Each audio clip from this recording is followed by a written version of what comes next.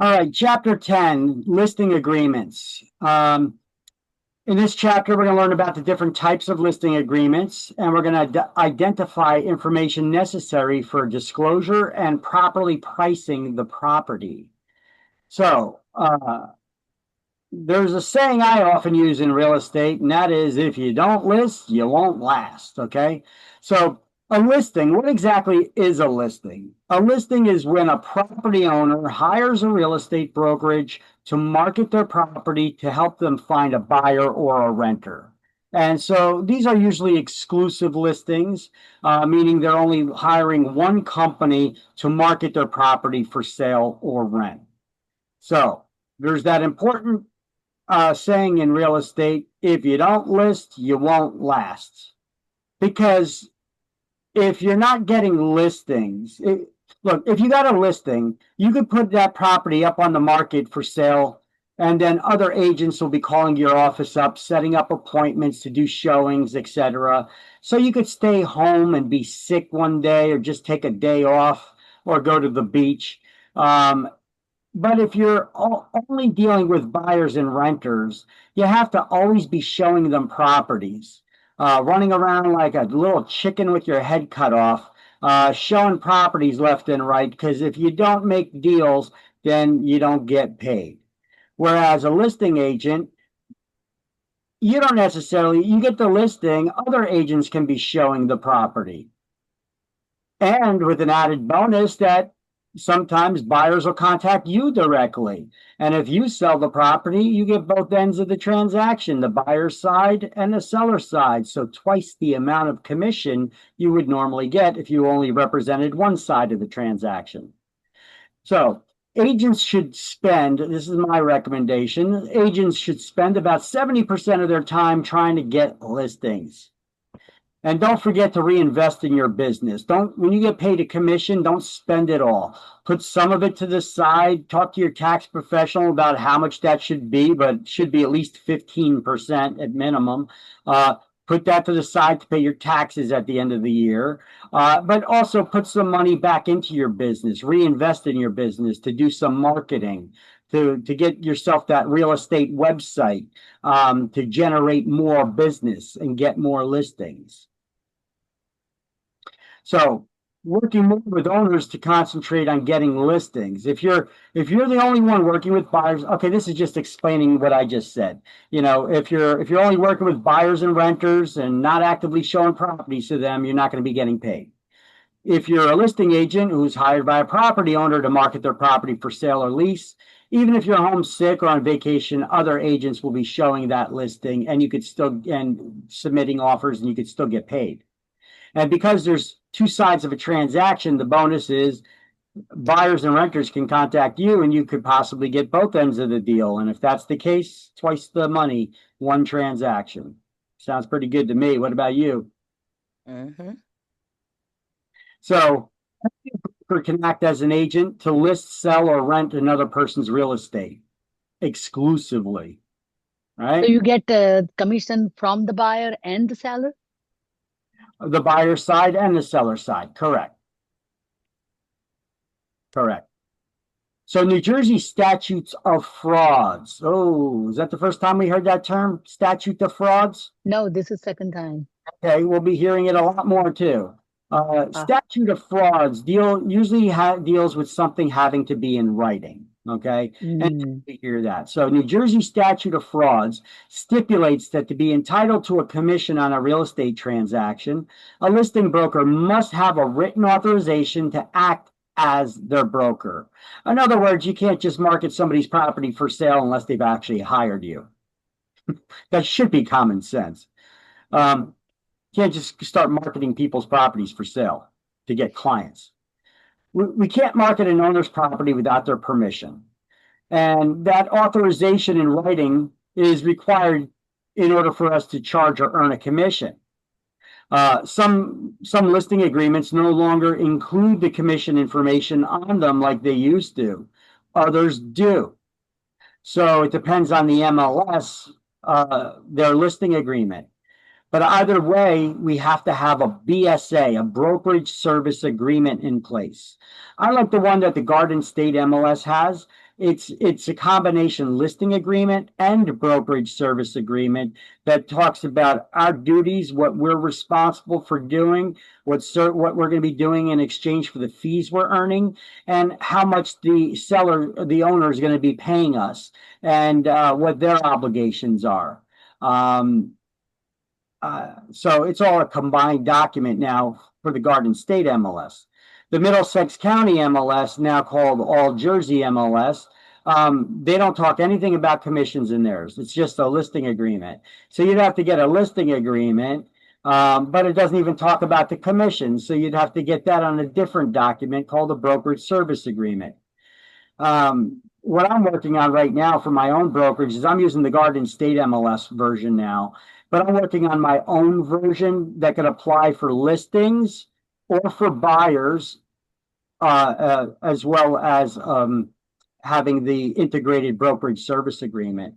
So a lot of brokerage firms are going to have to make their own custom versions of this since the law changed and they didn't really, it's not like the state made these documents that we need to use now. We got to create our own. Now, usually the Realtors Association will help do this, but I've seen them only do one for the buyers. And each MLS is doing their own, but some are not even talking about the commissions. So we need to have a brokerage service agreement in place for that. So the listing agreement must be supplied to owners in writing within 5 days if we take a verbal listing. I don't recommend taking a verbal listing because what if they change their mind and you already put that property in the MLS? Now you got to get the paperwork to the MLS that they hired you, but you don't got it because they changed their mind, and then you're screwed. So although we're allowed to, I do not suggest taking a verbal listing. If you take a verbal listing, you got to follow up with getting it in writing within 5 days, though. That's the rule. So it's not advised to take verbal listings. The owner can always change their mind, and then you'd be screwed a little bit there. You'd have to be begging them to, sign a release or cancellation of it. And you'd also need to get them to sign the original listing, which good luck with that. So you'll probably end up just calling up the MLS, begging and pleading for them not to fine you, but to remove that listing. All right. So let's do our highlights on page 165. This is the first page of chapter 10, down at the bottom.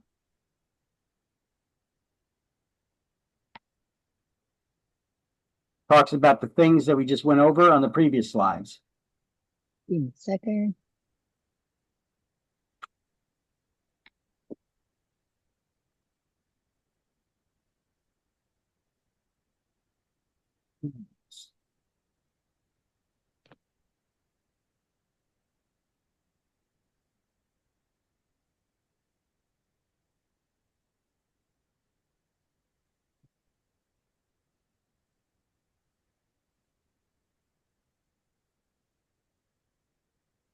A minute.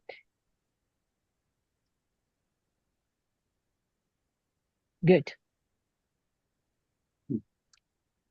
Okay.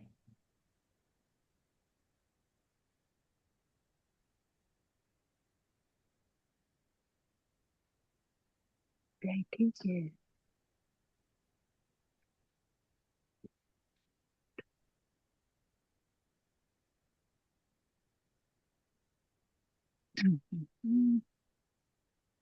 Okay.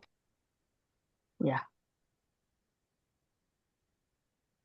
So listing agreements, BSAs, the brokerage service agreements, they must state the following to be valid. Listing agreements no longer, in many cases, talk about commissions after that NAR lawsuit settlement, but some of them still do, like the Garden State MLS. So the Garden State MLS combines the listing agreement with a brokerage service agreement. So their listing agreement is combined with the BSA, the brokerage service agreement, which states the commission. So as required under the new law changes as a result of this lawsuit. So you have to have a BSA, brokerage service agreement. Now, listing agreements must state the rate or exact amount of commission to be earned by the broker. Well, I guess now they separated them off to BSAs, brokerage service agreements. So unless that listing agreement is combined, it doesn't need to have it. In New Jersey, BSAs, the brokerage service agreements, cannot have the commission pre-typed in. The commission must be written in and must only be expressed as a percentage or a dollar amount of the sales price. We're not allowed to have any prescribed fee schedules. An example of that was they give you limited options to select from. That's not negotiable. That's giving you a limited selection to a prescribed selection to choose from. So that's why they call it a prescribed fee schedule. They give you several options to select from. That's not negotiable.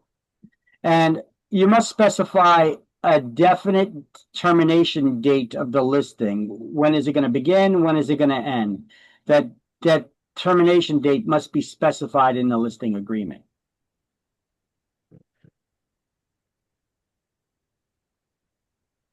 So here are the three types of listing agreements we're going to go over: open listings, exclusive agency listings, and exclusive right to sell listings.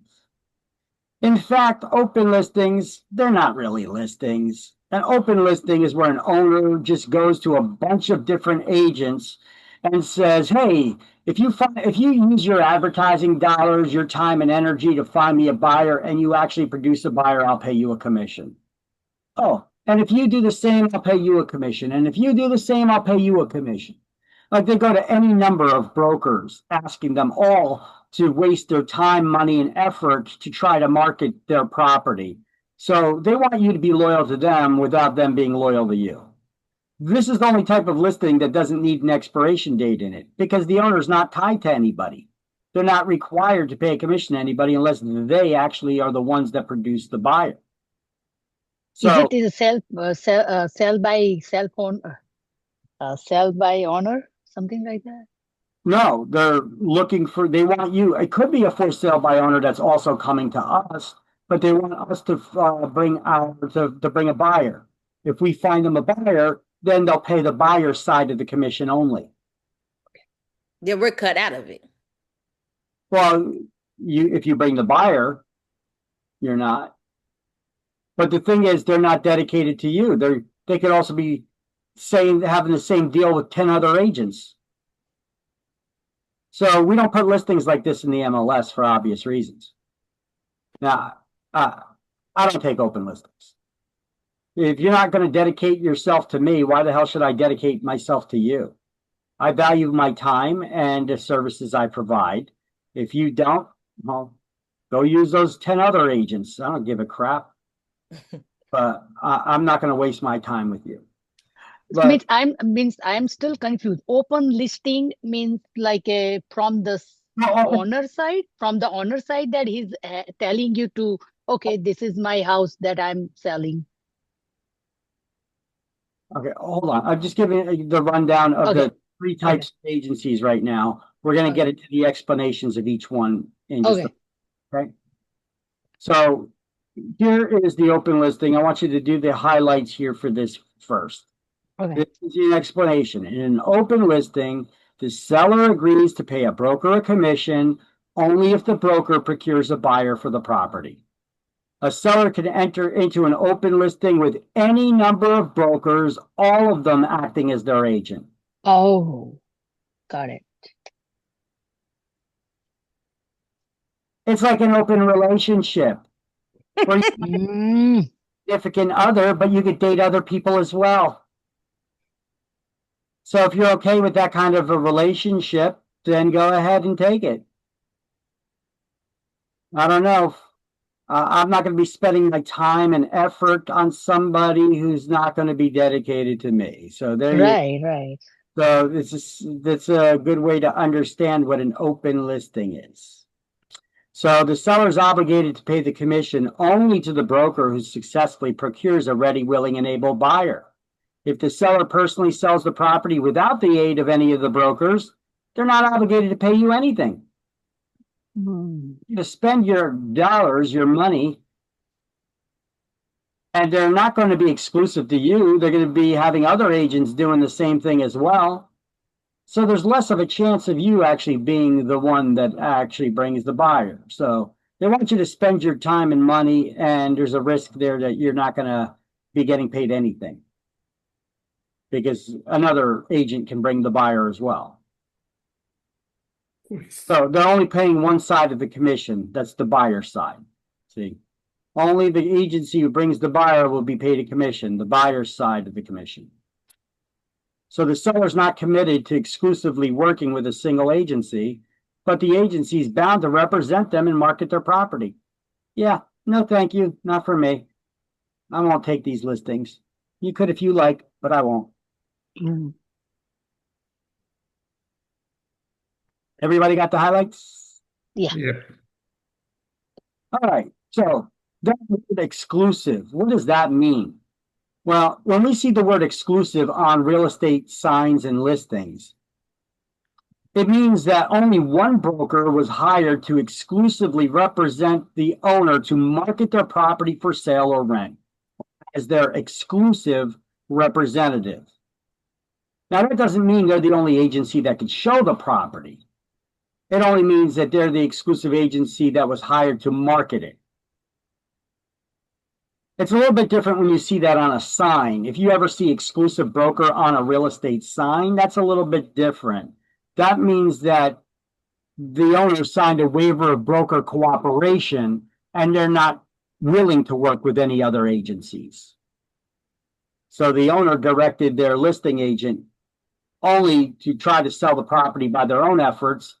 Do not put it in the MLS. And only try to sell this property from your own efforts. Do not cooperate with any other brokers for whatever reason. They told you to do that. So all listings must be entered into the MLS within 48 hours. Unless, who tells you not to? Owner. The owner. Only the owner can direct you not to cooperate with other brokers. We're required by licensing law, by the Real Estate Commission's rules, to cooperate with other agencies. When we get a listing, we got to cooperate and share that listing with them. How do we share listings? We put them in the MLS. And how soon you got to put them in the MLS? Within 48 hours. Unless the owner specifically directs you that they don't want you cooperating with other agencies. And because we're required to, according to the administrative code, we need to cover our butts so we don't get in trouble. By having the owner sign a document called a waiver of broker cooperation agreement, where they direct us not to cooperate with other brokers in writing. Always get it in writing. CYA, you know what that means, right? You guys know what CYA means, that abbreviation? CYA, no. Yeah, it means cover your ass. Oh, I heard an expression. All right, so I'm still confused on executive. So I can hire a broker. it's not executive, exclusive. I mean, exclusive. I can hire a broker to market it, meaning put it out there, list it everywhere. Only them. That's what exclusive means. Only them. Only of them can market it. Marketing me like advertise my property. Yep.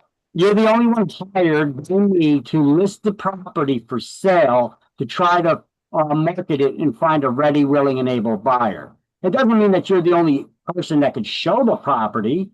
Other agencies can see your listing because you got to share that listing with them by putting it in the MLS. So other agencies can also bring in the buyer, but you're the one that was hired to market it to find the buyer. So you're going to get paid a seller's side of the commission. Now, if you bring the buyer, you can also get paid the buyer side. But other agencies can bring a buyer in too and get the buyer side of the commission. Okay. I see. All right. Thank you. I was a little confused. You broke it down good. Okay? Yes. So the waiver of broker cooperation is that CYA form that we have the owner sign to cover our booties. Okay? If they direct us not to cooperate with other brokers, because we're required to by according to the administrative code, not the law, but the administrative code. So it's a form the owners sign when they request we do not cooperate with other agencies by sharing our listings in the MLS with them. Okay. Otherwise, we're required to. You should never introduce this sign, this form, the waiver of broker cooperation. You should never introduce this idea or this form to an owner. Okay, should be only at their suggestion, and then you should have the form handy to pull out and be like, okay, well now I got to cover my butt and have you sign this. Okay, so this is referred to as a pocket listing or an exclusive broker because only the agency can show that property. Okay, the agent should never be the one to introduce this form to the owner. And we do not place these listings in the MLS because that's how we cooperate with other brokers, by sharing our listing inventory in the MLS, according to the administrative code. So that's why when an owner directs us not to, we need to get them to sign that waiver of broker cooperation form so we don't get in trouble for not sharing it in the MLS like we're supposed to. Got it? Yes. MLS. So who could direct us not to share our listings in the MLS with other agents? The owner. Only the owner. That could be an exam question all on its own. All right, so let's see another note I got down here. As an added bonus of any exclusive listing, since we're marketing the property and buyers are looking for properties, not for agents, we have the opportunity of getting both sides of the transaction and twice the pay, the buyer side and the seller side. So we get the commission from both sides of the transaction, working with both the seller and the buyer. Of course, we need to get their permission to work as disclosed dual agents, or representing the seller, not the buyer, by working with the buyers as a transaction broker while representing the seller as their agent. That's another way to do it.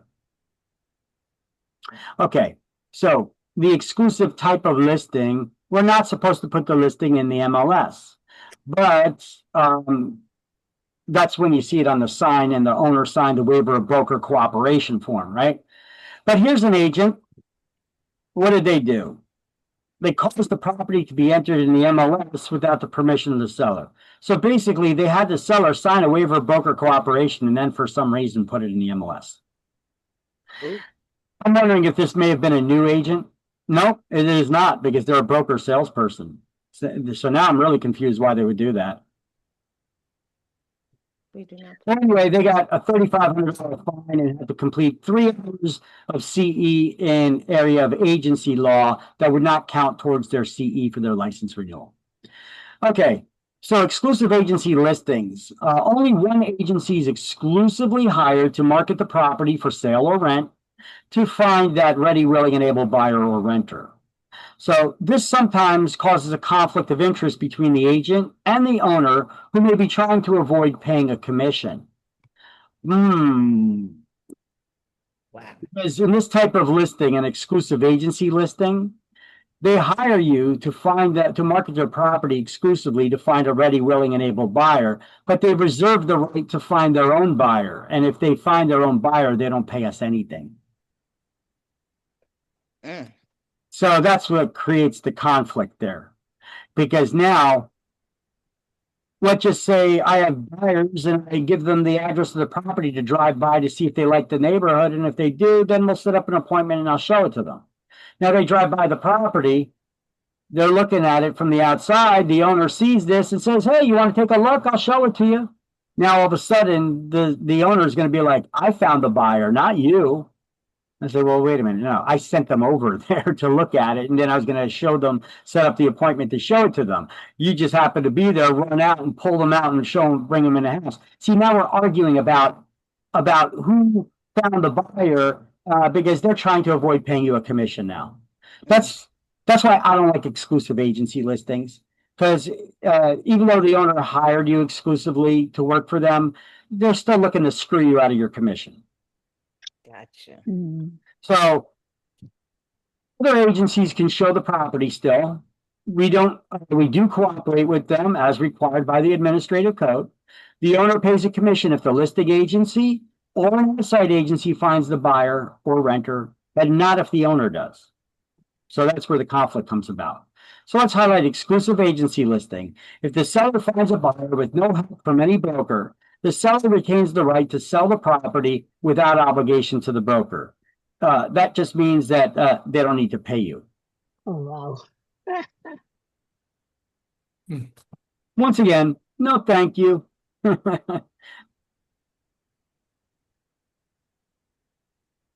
I've taken these in the past, and the juice ain't worth the squeeze. I'd rather have the seller working with me to help me sell their property. Okay. Look at this.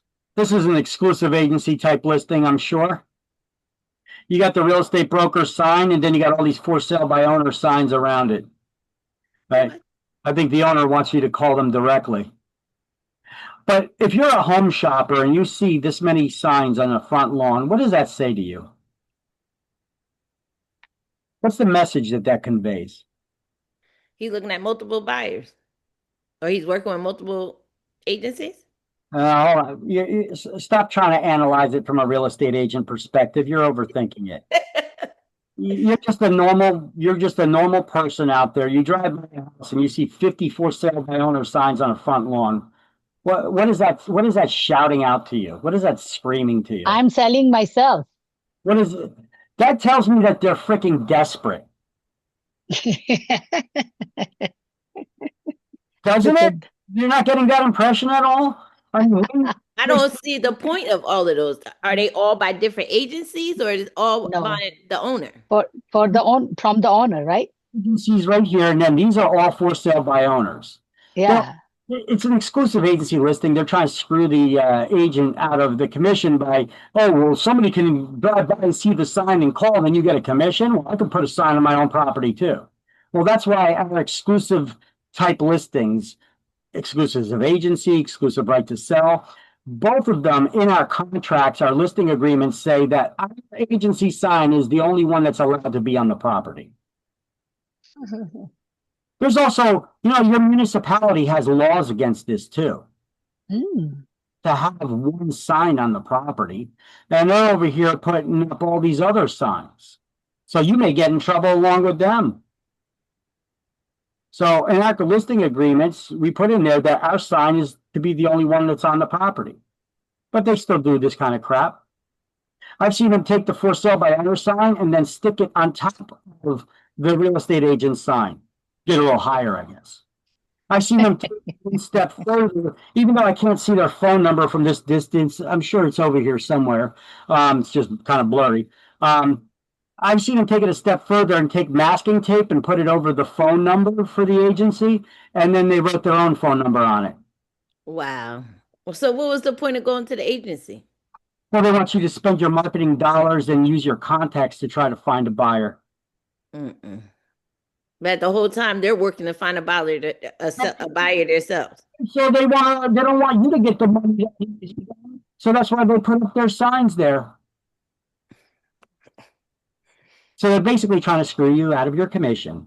They just want to use your resources in case there's other ways that you can get a buyer for them by putting it in the MLS or having other agencies and getting the word out, spending your marketing dollars and time and effort. But for any other resources that they don't need you for, they want to basically not pay you a commission on. Gotcha. So when you sat there and used the example that you sent somebody over to just look at the place, and the owner was like, "Oh, come in, I could show it to you." Yeah. Now they're arguing that they found a buyer and that that was a buyer that I found. They came by, they were looking at the house, and I invited them in. Now you're trying to say that you sent them over. But I have proof because I have logged and I spoke to them. I have my documentations, right? It's an argument, is my point. You want to be arguing over when you're due commission because they're trying to screw you out of your commission?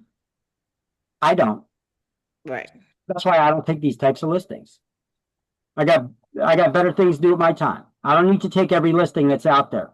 I'll take the ones that are out there where the owner will be working with me, and then I could work hard to represent them.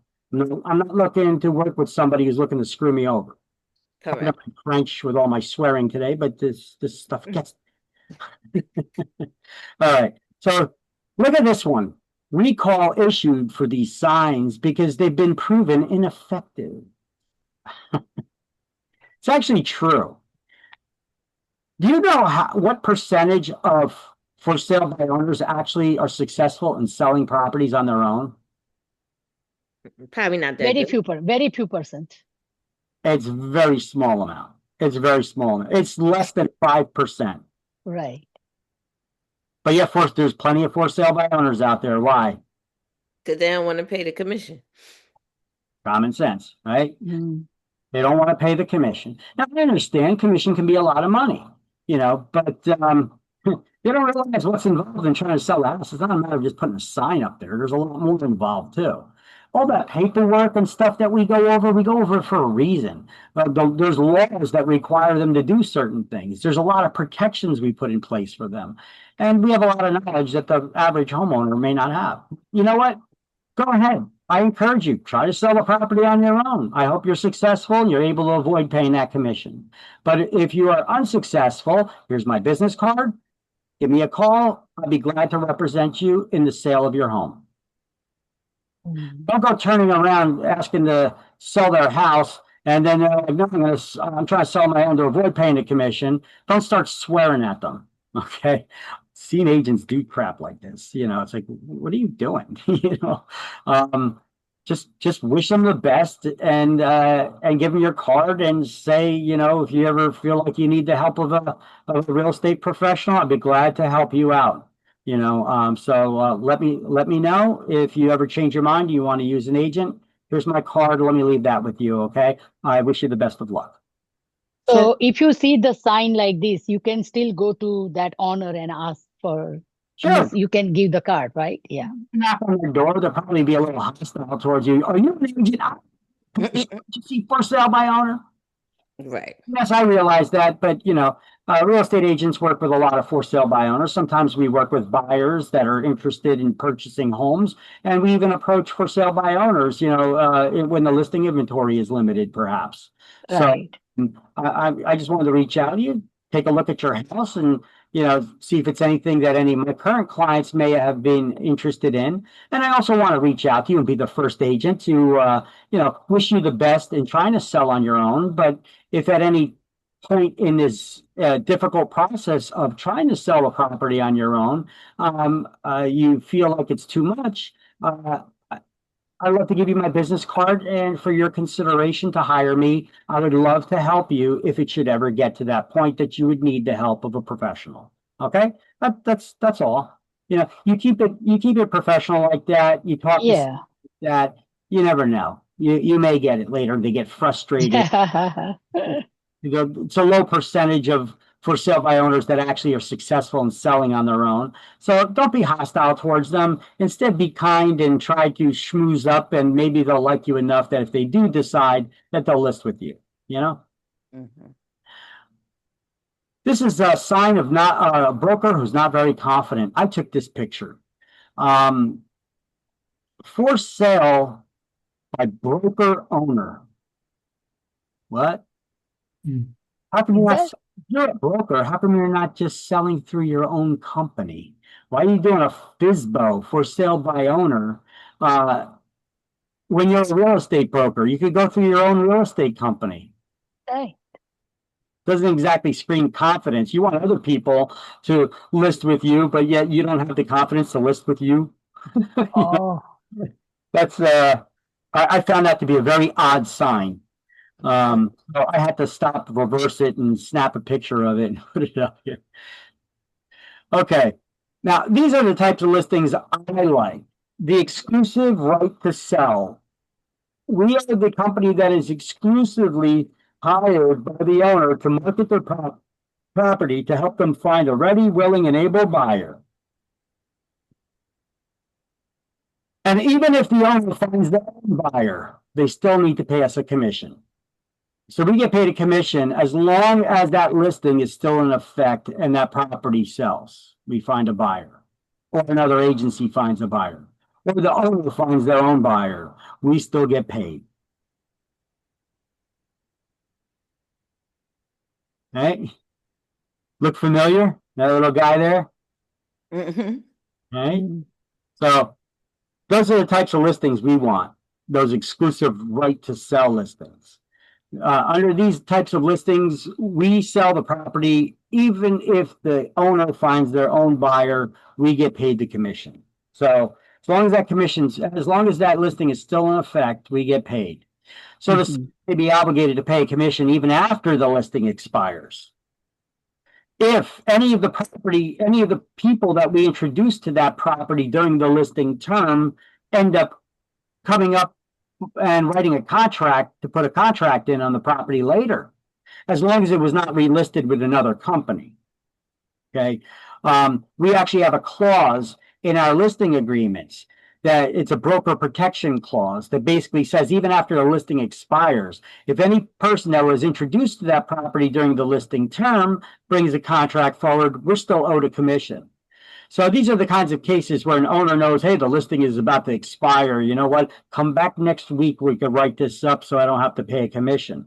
Well, we got that clause, that our broker protection clause, that would actually protect us in that instance, and we would still be owed the commission even if the listing had expired already, if that person was introduced to the property during the listing term.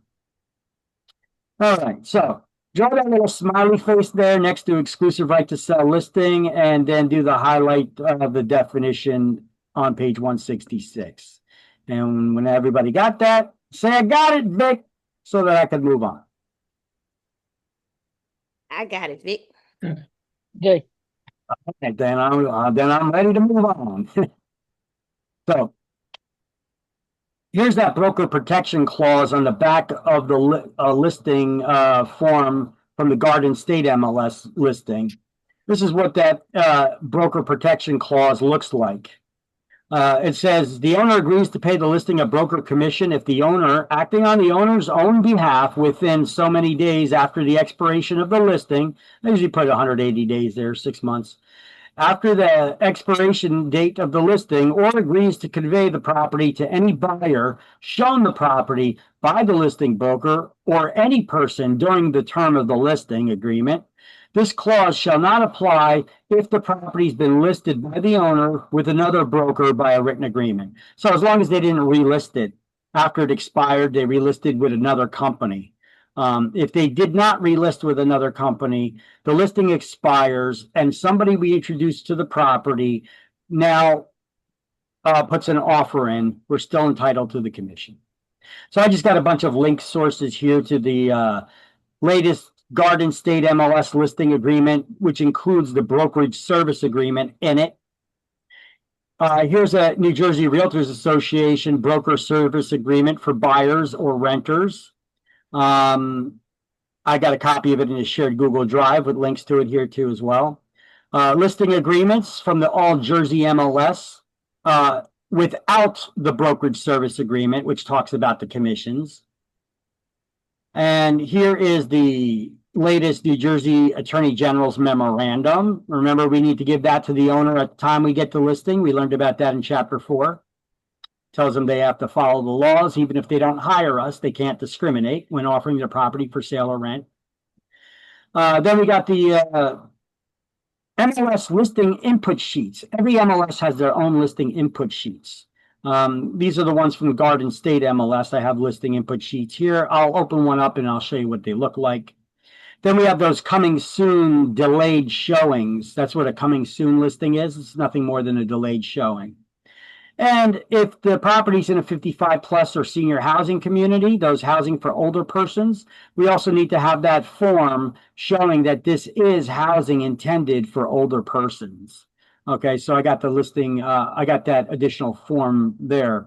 It's just another form we need to get. So let's see, it's on the next slide. Okay, so here, let me just show you really quick. This is I'm not going to spend a lot of time on this. I'll just show you. This is the brokerage service agreement for sale and rental listing agreements. Okay, from the Garden State MLS. So, can you guys see this? Mm-hmm. Okay. Yes. So in this one, it's good because they combine the two documents, so it makes it simpler for us. So I like the Garden State MLS because they do stuff like this. They format them things nicely. the owner's information, the property for sale or lease, the brokerage's information, the term of the agreement, commencement and expiration date, what the listing price is for sale or rent, how we plan on working with them,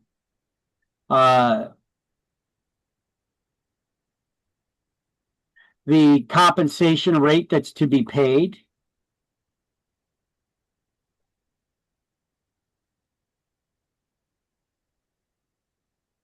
Okay, here is our commission amount. Referring interest to the broker's protection clause. Here we go. Mhm.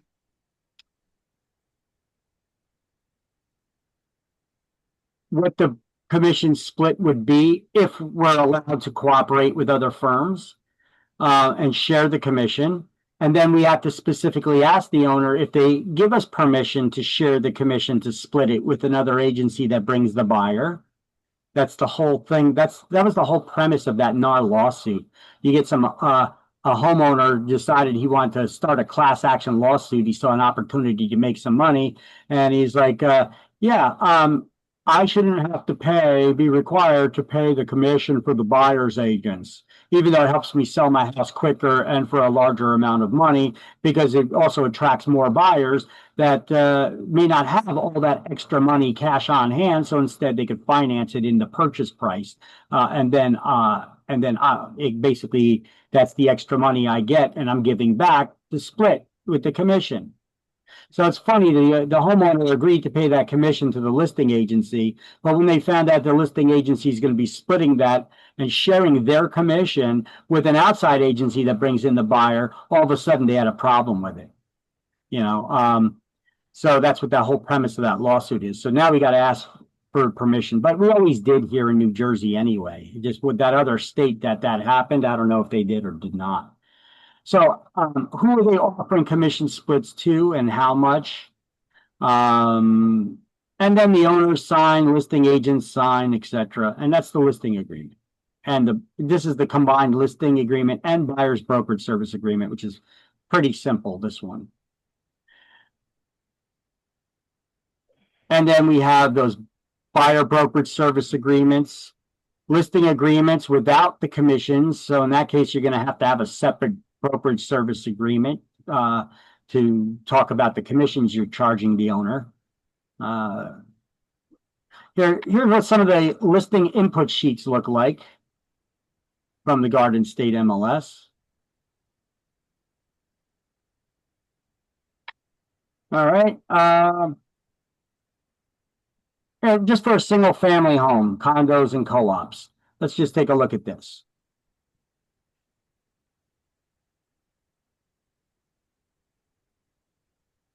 The fields in red are the required fields that we need to gather the information for and then enter into the MLS. So you don't just go to a property and then try to take note of everything that all the features of a property, and then hopefully you don't forget anything when you put it in the MLS.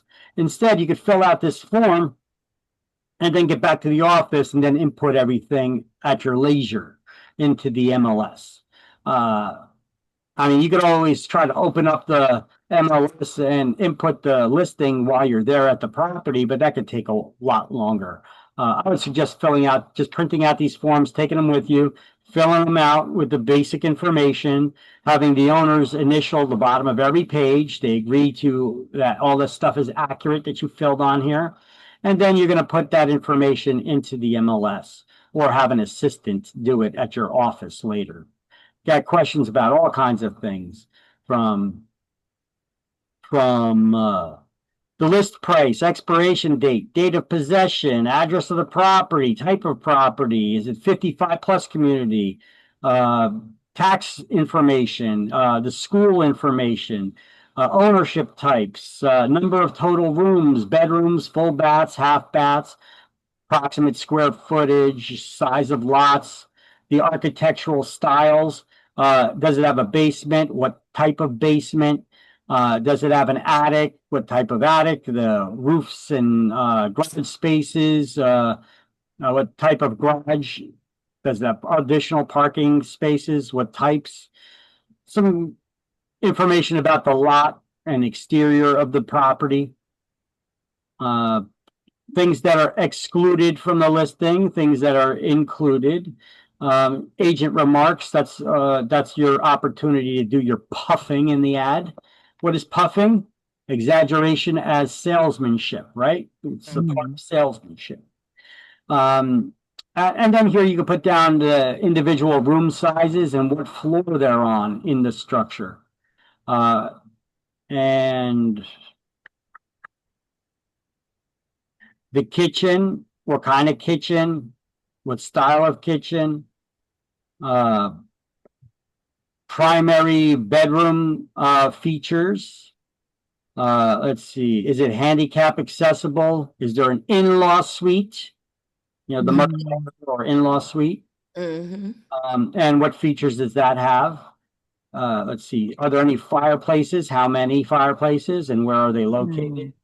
Types of appliances that may be included in the sale, types of flooring, utilities, what type of heat, what kind of fuel, what about cooling units?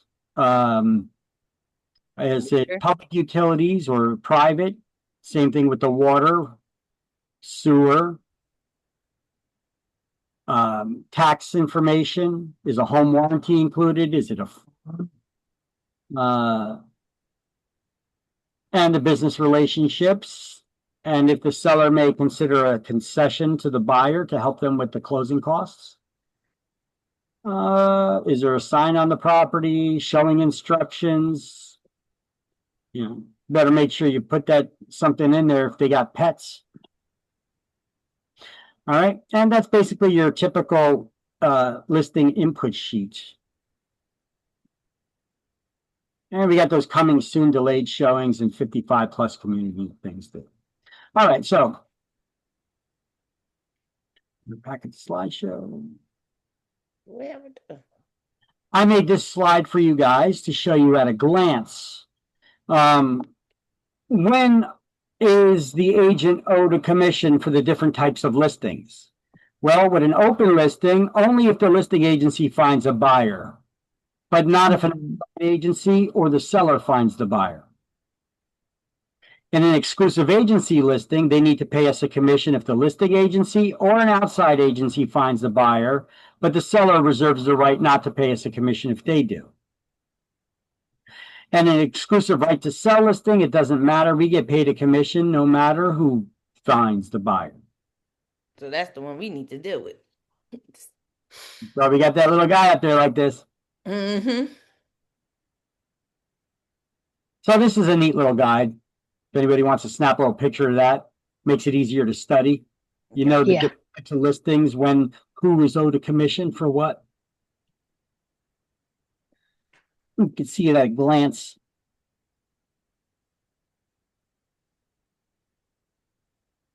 Everybody good? Yes, I got it. So a net listing, well, these are illegal in New Jersey. A net listing, this is where an owner tells you how much money they want to net in their pocket from the sale. And anything that you could sell it for above that, you get to keep as your commission. Well, first of all, how would you even put that in the MLS? They wouldn't know. You know, what's the commission going to be? Well, we don't know. We don't know what we could get for the property. Plus, it opens the opportunity for a lot of hanky panky, you know, where an agent would maybe be more likely to be dishonest about the true value of the property so that they can list it at a lower price so that they can get a commission. As it is, it's like banging our heads against the wall trying to get the owners of property to list their property at our suggested price, because they're often living in a land thinking that their property is worth this much, and in fact, it's worth this much, you know. And it's usually a struggle with us, even though we're showing them other properties similar to those that have sold recently, and it can't justify that higher price, but yet they still want to try it to get that higher price. So it could be like banging our heads against the wall sometimes. So if they're already unrealistic with the price up here, and our commission is dependent on how much we could get above that price, we'd never get paid. So it's another good reason why net listings are illegal. So listings must be entered in the MLS within 48 hours unless the owner directs us not to. Then we must confirm in writing by having them sign that waiver of broker cooperation agreement to cover our booties. And by entering the listing into the MLS computer system, agents can cooperate with each other and share their listing inventory with each other as required by the New Jersey Real Estate Commission's administrative code, unless the owner directs us not to. So by sharing our listings with each other, we could usually sell a property faster and at a higher price than if we were trying to sell it by ourselves using the limited number of buyers that we may be working with. So here's some more details on the net listing. Yes, I put together a new slide. You guys are the first ones to see this, the first class to see this. Okay, so the seller tells the agent how much money they want to net from the sale, and the agent can set the asking price and keep anything they get above that amount as the commission. It lends itself to fraud, and it's not in the seller's best interest. So net listings, they're actually only legal in 3 states, Texas, Florida, and California. And I have no idea why. Even in those states, it's suggested that they don't do it. So how do net listings work? In a net listing, the seller sets the minimum amount they want to receive from the sale of their property. Anything above that amount becomes the agent's compensation. So if the seller wants to net $400,000 in their pocket after all expenses and commissions are paid, well, the agent has to sell the home. The agent sells the home for $475,000, then the agent keeps $75,000, that difference as their commission. So unlike traditional percentage-based commissions, this structure gives the agent a direct incentive to sell the property for as much as possible. But it also opens the door for potential abuse of fraud by not being honest with the owner about what the value of their property actually is. So how did they come up with the $75,000 for commission? Well, they sold the seller wanted $400,000. They sold it for $475,000. Right. So the agent gets to keep the difference. Oh, okay. Okay. So in a net listing, the states that they are legal in, this is what I found. So California, it's legal, but only with sophisticated or independent represented clients and full disclosure. Texas, it's legal, but the seller must require it and be clearly familiar with the market values. In Florida, it's legal. There's no extra statutory conditions, but non-members, if you're a member of NAR, you're still prohibited from using them. So even though the state law allows you to use them, net listings are not allowed by the Association of Realtors. So if you're a member of the Association of Realtors, you shouldn't be involved in net listings. So these states allow net listings under strict conditions to protect the sellers from exploitation. The rationale is that informed, experienced sellers can negotiate such agreements without being misled. But that's a big assumption. So why are they controversial? So net listings are banned in 47 states and Washington, D.C., because they create a conflict of interest where the agent may prioritize their own profit over the seller's best price. They risk undervaluing the property. Agents might persuade a seller to accept a lower net to maximize their own gains. And they violate their fiduciary duty. Agents are legally bound to act in the seller's best interest, but net listings can undermine that. So even in states, even in legal states, that NAR, National Association of Realtors, forbids members from using net listings or advertising them on the MLS, which limits their exposure and transparency. So if you're ever considering a net listing structure or advise someone who it's worth asking, is the seller truly informed or just trusting the agent too much? That's where the ethical rubber meets the road. So it's not in the seller's best interest, and they're illegal in New Jersey. That's all you need to know for exams. But a lot of times I get more questions stemming from this, so I put together this slide that explains the net listings a little bit in depth. Subagency. What is that? Well, subagency is in real estate is one where if you're an agent working for an agent, you're a subagent. You're an agent of an agent, right? Both representing the same client. So when you get a job as a real estate salesperson, you're an agent, your broker's an agent, so you're an agent of an agent. You're a subagent of the broker.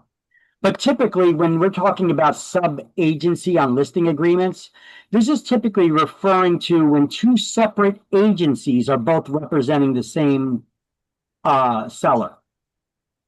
Okay, that's sub-agency. So it was popular up until the 90s, and then it's not as popular anymore. So sub-agency in real estate is one where those concepts seem simple on the surface, but have layers of nuance, especially when it comes to loyalty and liability. Agent versus sub-agent, what's the difference? An agent working for a broker is typically considered a salesperson or associate licensee. They represent the broker and act on the broker's behalf in the transaction. Their fiduciary duties flow through the broker to the client, that buyer or seller, and sometimes referred to as a subagent of the broker that they work for. A subagent, on the other hand, an agent who does not represent the buyer, even though they may be working with them to buy a property. No buyer agency relationship there, though. Someone who is cooperating with the listing broker to help sell the property on behalf of the listing broker. They're legally bound to represent the seller's interest, owing them fiduciary duties, not the buyers, despite working with the buyers. So you may have one agent that's got the listing, another agent that works with the buyer, but the buyer doesn't want representation as an agent, but they're working with an agent. So that agent still needs to represent somebody, so they choose instead to represent the seller. The thing is, we don't know what that agent is doing, even though they're representing the seller as a subagent. They were never hired directly by the seller. We don't know what they're doing to what they're saying about the property or the seller. So they could be putting the owner of that property at risk with that representation that was not directly hired by the seller, if they're doing something wrong, you know? So it opens them up for possible lawsuits and such. So subagency occurs when real estate agent who's not the listing agent from another brokerage helps sell a property on behalf of the listing broker, but still represents the seller, not the buyer, yet they're working with the buyer to buy the property. So how does it work? A buyer walks into an open house hosted by an agent who isn't the listing agent. They're working for another agency. The agent is cooperating with the listing broker and becomes a subagent. The buyer might assume that the agent is working for them, but legally, that agent is working for the seller. This stuff often happens with new construction sales. You know, you got an agent sitting there in a model home. So why does it matter? Why it matters and is considered controversial. Subagency has fallen out of favor by many states as it creates legal and ethical risks due to the lack of buyer representation. The buyers may unknowingly share confidential information with someone who's actually loyal to the seller. The legal liability. If a subagent misrepresents something, the listing broker and seller can be responsible because they're representing the seller even though they weren't hired by the seller. And the conflict of interest, it's hard to serve the seller while interacting closely with the buyer. So the shift away from agency, many states have restricted or eliminated subagency altogether. New Jersey has not as of yet, in favor of the buyer's agency agreements. Well, we do have buyer agency agreements. where agents represent the buyer directly. But the thing is, if we look at our listing agreements, we also have listing in the listing agreements, it also says sub-agency. See, because the buyer agency agreements weren't mandatory. Now we have brokerage service agreements that are mandatory whether we're working with a seller or a buyer or a landlord or a tenant. It clarifies who represents whom. It reduces the legal risks, and it protects the buyers from unintentional disclosures that they wouldn't make to someone that they know does not represent them. Okay, so how the value of a home is seen by an appraiser, the real estate agent, and the owner. Well, the appraiser's value is the only one that really matters, right? Because a lender is not going to loan the money to a buyer based on what the listing price is or what their agent says or what the seller says that they want for the property. Because that property is going to serve as collateral for the loan. So an independent third party hired, selected by the lender, paid for by the buyer, would be the appraiser that goes out and they do this analysis of the property. And then they give the loan. That property, they're not going to lend you more money than the property's worth, because that property is to serve as collateral in the event the buyer defaults on the loan. So the lender can recoup their money, sell it at auction, and get their money back. So that's why the appraiser's opinion is the only one that really matters. And we remember this slide. I showed it to you in the earlier chapters. That you guys are going to be members of the local association of realtors, New Jersey State Association, and National, NAR. You can only become a member of the association, the local association that your broker's a member of, and then through them, you'll join New Jersey and NAR. As far as MLSs go, you could only become a member of an MLS if your broker's a member of that MLS. So each MLS has their own membership fees. They're higher for the brokers. But then once the broker has membership, then their agents can join as well. So we have 21 counties in New Jersey and 564 municipalities. Whichever ones that are primarily used by agents in that particular area that you're looking for a property in, that will be considered the primary MLS of the area. And so if you get a listing in that area, that's what determines which MLS you should be putting it in. Okay. Even though the law isn't specific about it, the law says you just have to put it in an MLS. Would you be serving your client's best interest if you get a listing up here in Union County and then you put it in the Cape May County MLS? Even though technically you'd be in compliance with the law because you put the listing in an MLS, most agents who work in Union County aren't even going to be a member of the Cape May County MLS. So are you serving your client properly and getting the most exposure for their property through other agents and their clients? No. But this is a way that you could get that secret pocket listing and be in compliance of the law, but not really working in your client's best interest. So it's not a very ethical thing to do. And if your property owner finds out about it, they may even sue you over it. Oh, wow. So now these MLSs are primarily residential, although you can put commercial listings, land, and businesses for sale in these MLSs. They don't have some of the tools that are traditional with commercial MLSs, which we see on the next slide, which could look up demographic data about people, whether they're single or they're married, their religion, their ethnicity. See, those things in the MLSs that also sell residential properties, it could be discriminatory. So that information is not available in them. It's available in the commercial MLSs. For commercial MLSs, for businesses, you need to know some of this information in order to know where to put your business, where your target audience for your products or services are. Right? So let me give you an example. So if you are selling a property, you're wanting to open up a business, and your business is for either an ethnic food or, I mean, anybody can eat ethnic foods, right? From different ethnicities. But uh, you probably have more sales and better sales if you put it in an area where that targets people of the same ethnicity. Um, I mean, Chinese food's very popular. You know, the Chinese food stores, you know, they're very popular and everybody eats Chinese food these days, you know.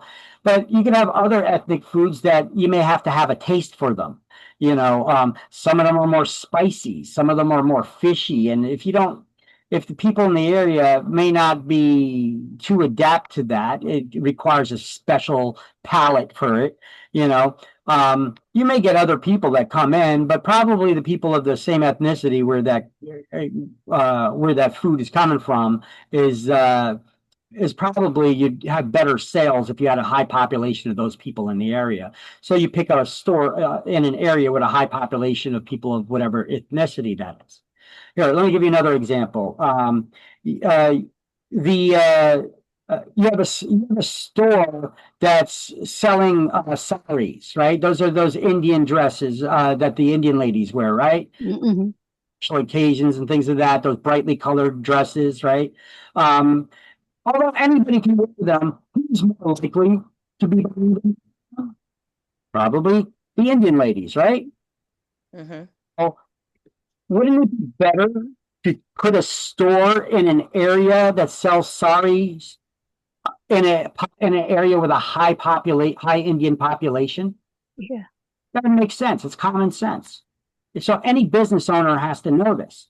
So you would use the commercial MLSs, which have that data showing the people's ethnicity and all that stuff. That information is not available in the residential MLS because it could be deemed discriminatory. But for businesses, it's needed. For residences, it's not, right? We put up a house for sale. We don't need to know the person's ethnicity in the area or what their religion is or if they're married or single, right? That's discriminatory, or it could be used for discriminatory purposes. So here are the 7 MLSs that we have in New Jersey. The Garden State MLS, the GSMLS we call it. Its primary area is Union, Somerset, Hudson, Warren, Morris, Essex, and Sussex County. All Jersey MLS, formerly Central Jersey MLS, formerly Middlesex County MLS. What do you think their primary area is? Middlesex County. Although they changed their name recently to Central Jersey to try to get a wider market share, and then they realized, hey, if we're going to change it to Central Jersey, why don't we just change it to All Jersey? So they didn't change real quick, and they changed it to All Jersey MLS. So obviously they're planning on the future to try to get a wider market share by changing their name to All Jersey MLS. So All Jersey MLS is also merging with a couple of other MLSs. In the future, it's not there yet, that if you put a listing in the in All Jersey MLS, it'll also go in Monmouth, Ocean, or Cape May County MLSs, or some of these other ones up north. But they have plans to do these mergers. So far, the Monmouth Ocean MLS, you have the Monmouth Ocean MLS, which covered all of Monmouth County and the northern part of Ocean County. Well, they just recently, now it's called the Monmouth Ocean Regional MLS, because they now merged with the Southern Ocean MLS and Cape May County MLS. So if you're a member of Monmouth Ocean Regional MLS, you could put listings anywhere in Monmouth County, Ocean County, or Cape May. Our MLS, forget what the R stands for, it's the Hudson County MLS. Except for the northernmost portion, which is covered by NJMLS. Here's Hudson County up here. That's the Hudson County MLS, except for the northernmost portion, which is covered by NJMLS. So NJMLS covers the northernmost portion of Hudson, Bergen, and Passaic. it's the primary MLS for those areas. And then we have Bright MLS, which used to be called Trend. They changed their name, Bright MLS. They cover everything from Mercer County straight down to Atlantic and then make a left out there towards Pennsylvania. They even have listings in there from Pennsylvania, Delaware, and Maryland. We could see listings there, but we can't put them in because we're not licensed in those states. Okay. So, but that's Bright MLS. And then we have the Cape May County MLS. They merged with that Monmouth Ocean Regional MLS. But members down there can just join the Cape May County MLS still. They operate on their own as well. Okay. So those are all the different MLSs here in New Jersey.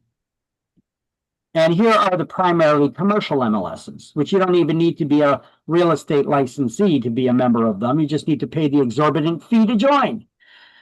CoStar is the largest commercial MLS in the world. And they're expensive because they include a lot of data and information that you could search.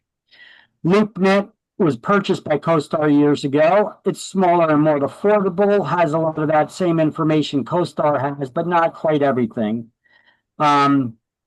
Then we have the CI MLS. This is one that's actually owned by a Realtors Association. So it requires you to be licensed and be a member of the Realtors Association to get access to it. So that's the Commercial Industrial MLS. Now, these ones are not MLSs per se. 10X, it was formerly called LoopNet Auctions or auction.com. And then we have Crexi, which is a commercial marketplace. It's not an MLS, but it's a commercial marketplace. So no license is required for all of these except for the CI MLS. You just got to be willing to pay the expensive fee. And they can be pretty pricey. Last time I checked, which was years ago, CoStar's cheapest plan was $320 a month. Wow. That was their cheapest plan. So you better be serious about commercial real estate and focusing on commercial real estate if you're going to be a member of that one. So commercial MLSs, you're paying for the data, the information they provide, whereas in the residential MLSs, you're just paying for access. So the types of searches and data available for both of these MLSs, you could actually pull up a map and you could draw on a map and then put in your search criteria and it'll search only in that drawn area that you selected on the map. So we call that a radius search. Sometimes you could pinpoint their location and you could say everything within a circular location of a half mile, a mile, 3 miles, 5 miles from that location. Or you could draw a wacky color, a wacky shape on the map, and then it'll you put in your criteria and you could search based on that drawn area. You could get all kinds of information like demographic data, people's income, relationship status, ethnicity, religion, whether they're owner occupants or renters. You could get the street traffic counts of how many vehicles pass by a particular address every day. So this data is in this data would not be in the residential MLSs. It could be considered discriminatory, but it's needed for commercial. And I usually give an example: Bar Rescue. Anybody ever see that program on TV with John Taffer? He goes in, he sees the failing bars, and then he goes in there, tries to turn them around. He says that bar business is a science. You can't just go in there and decide, hey, I want to open a bar and expect it to be successful. There's actually a science to it. And in the show, he shows you got to have a business plan. There's a science to running a successful bar. First of all, you got to look at the demographics of the people in the area where you want to open that bar. You know, are we talking about blue-collar workers or white-collar workers? Are the people who live in the area mostly singles or married with children? What kind of income range are they in? Or is this more of a neighborhood with singles? Are they college students, or are they more workers? You know, white-collar workers. If that's the case, you may want maybe a martini bar, especially if there's a higher women population there, you know. So there's different types of bars that you may want to open. Are we going to be selling mainly just shots and beer, or is this going to be like a fancy bar with fancy drinks? That may be more the case if you're around white collar workers in a business district somewhere, right? All right, so it just shows you about the science of it. If it's interesting. If you've never seen it before, you may want to check it out. Which also brings me up to a thing, because I don't know if I have that in our Word document for class links, for the class links Word document. So I put in there all the movies, all the movies and shows that are like real estate related. There we go. Or that we may mention in class. Let's see, do I have Bar Rescue listed in here? I do, all the way down the bottom. At the Okay. bottom. See, I didn't. Have you watched any? You see the Money Pit yet? You're breaking up. Russ, did anybody see the Money Pit yet? I was asking about that one last week, or one of you asked me about the Money Pit. What is that? It's that comedy. Yeah, I had asked. Did you watch it at all or no? No. Pull it up and watch it. Try watching it tonight, maybe. The Money Pit. It's a funny movie. It's a funny movie. All right, so yeah, that already has that in there. So, which one is that? Men Who Built That One? No, Money Pit. Money Pit. Yeah, Money Pit. That's the comedy. Okay. It's about you told us. Yeah. Fixer upper. You'll find it pretty funny.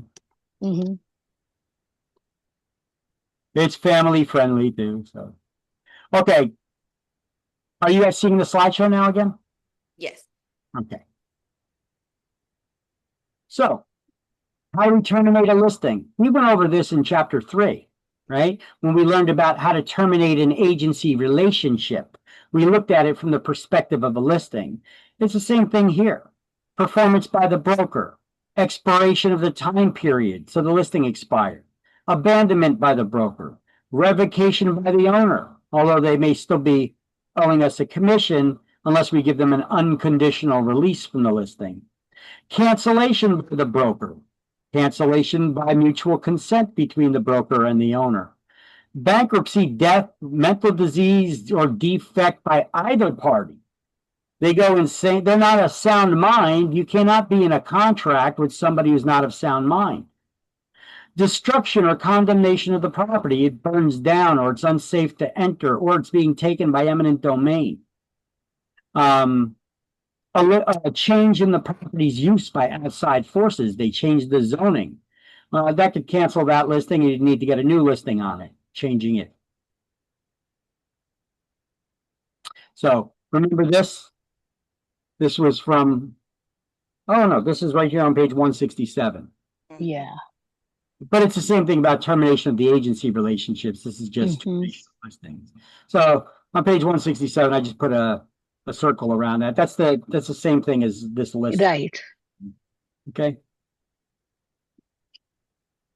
And then back in chapter 3, we had this one, termination of agency. Remember, it's basically the same stuff on here. Yeah. I just gave a little further explanations for some things. But it's basically the same reasons to terminate an agency relationship as terminating a listing. But in this chapter, we have this. So this is page 167. Just put a highlighted box around that. And this is explaining the same thing with my notes in, of course. Hold on. So how do we get listings? Well, page 167. All legal owners of the property, their spouses as well, or their authorized agents, as well as any listing salesperson or broker, should sign the listing agreements. So check the IDs. Here's my notes. I typed this in there. Check the IDs of all owners, buyers, or renters before signing any contracts or disclosures. Make sure they are who they say they are. It's not the seller's girlfriend posing as the wife. Yeah. So all listing agreements must include a statement acknowledging receipt by the seller of the CIS, the Consumer Information Statement. And we also need to go over BSA, brokerage service agreements, with them as well. where they hire us, and it stipulates what we're doing in exchange for the fee we're earning, who's paying that fee, and are we allowed to split that fee, among other requirements that are required to be put into it now, which we went over that stuff back in chapter 3. And the seller must be given a copy of the Attorney General's memorandum about the New Jersey law against discrimination, the LAD, right? So how do we tell them about the LAD? We give them the Attorney General's memorandum. That's the notice coming from the Attorney General, the highest law enforcement officer in the state, informing them that if they put their property on the market for sale or rent, they cannot discriminate. They got to follow both state and federal laws.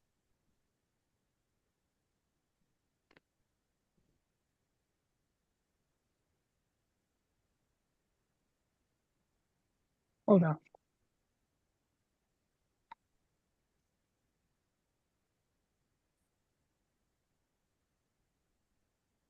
All right, so you guys have the notes already here from this slide? Yes.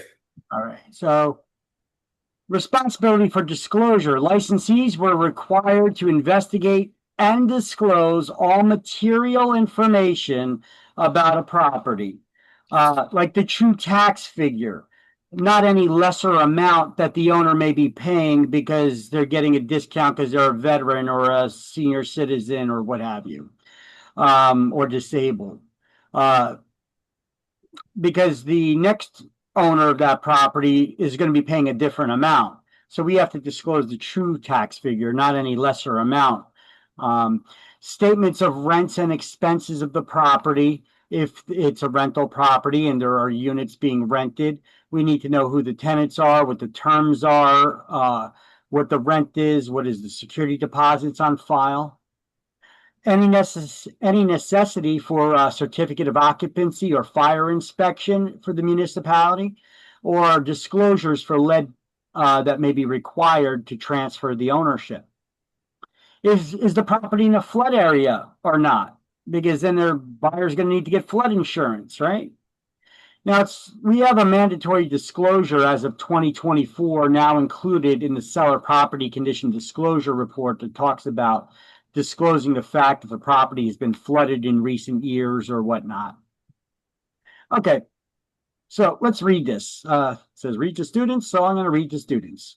Real estate broker, as an agent for the sellers, responsible for the disclosure of any material information regarding the property. Getting as much information from the seller as possible, even if asking penetrating and possibly embarrassing questions, pays off in the long run by saving both the principal and the agent from potential legal difficulties. So the agent should assume the responsibility of searching the public records for such information as the zoning, lot sizes, what the yearly taxes are. But you should ask questions to the homeowner. Are they behind on their mortgage payments? Are they going through divorce? Things of that nature. The true tax figure should be used, not any lesser amount that they may be paying because they're seniors or veterans or religious exemptions, etc. And for any addition for unpaid water bills or sewer bills, especially if they're municipal bills, because you don't pay your municipal water or sewer bill, what could happen? Tax sale, right? Tax sale, tax foreclosure. So let me know when you guys got these highlights here. Yeah. Hold on.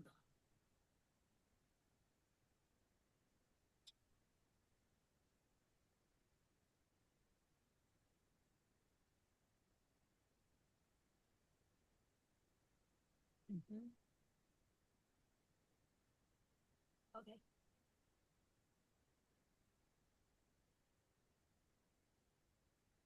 Everybody good? Yep. So where do listings come from? Where do you get listings from? I'm going to take it off screen right now. Where do you plan on getting your listings from? Have any idea? Listing from? Yeah.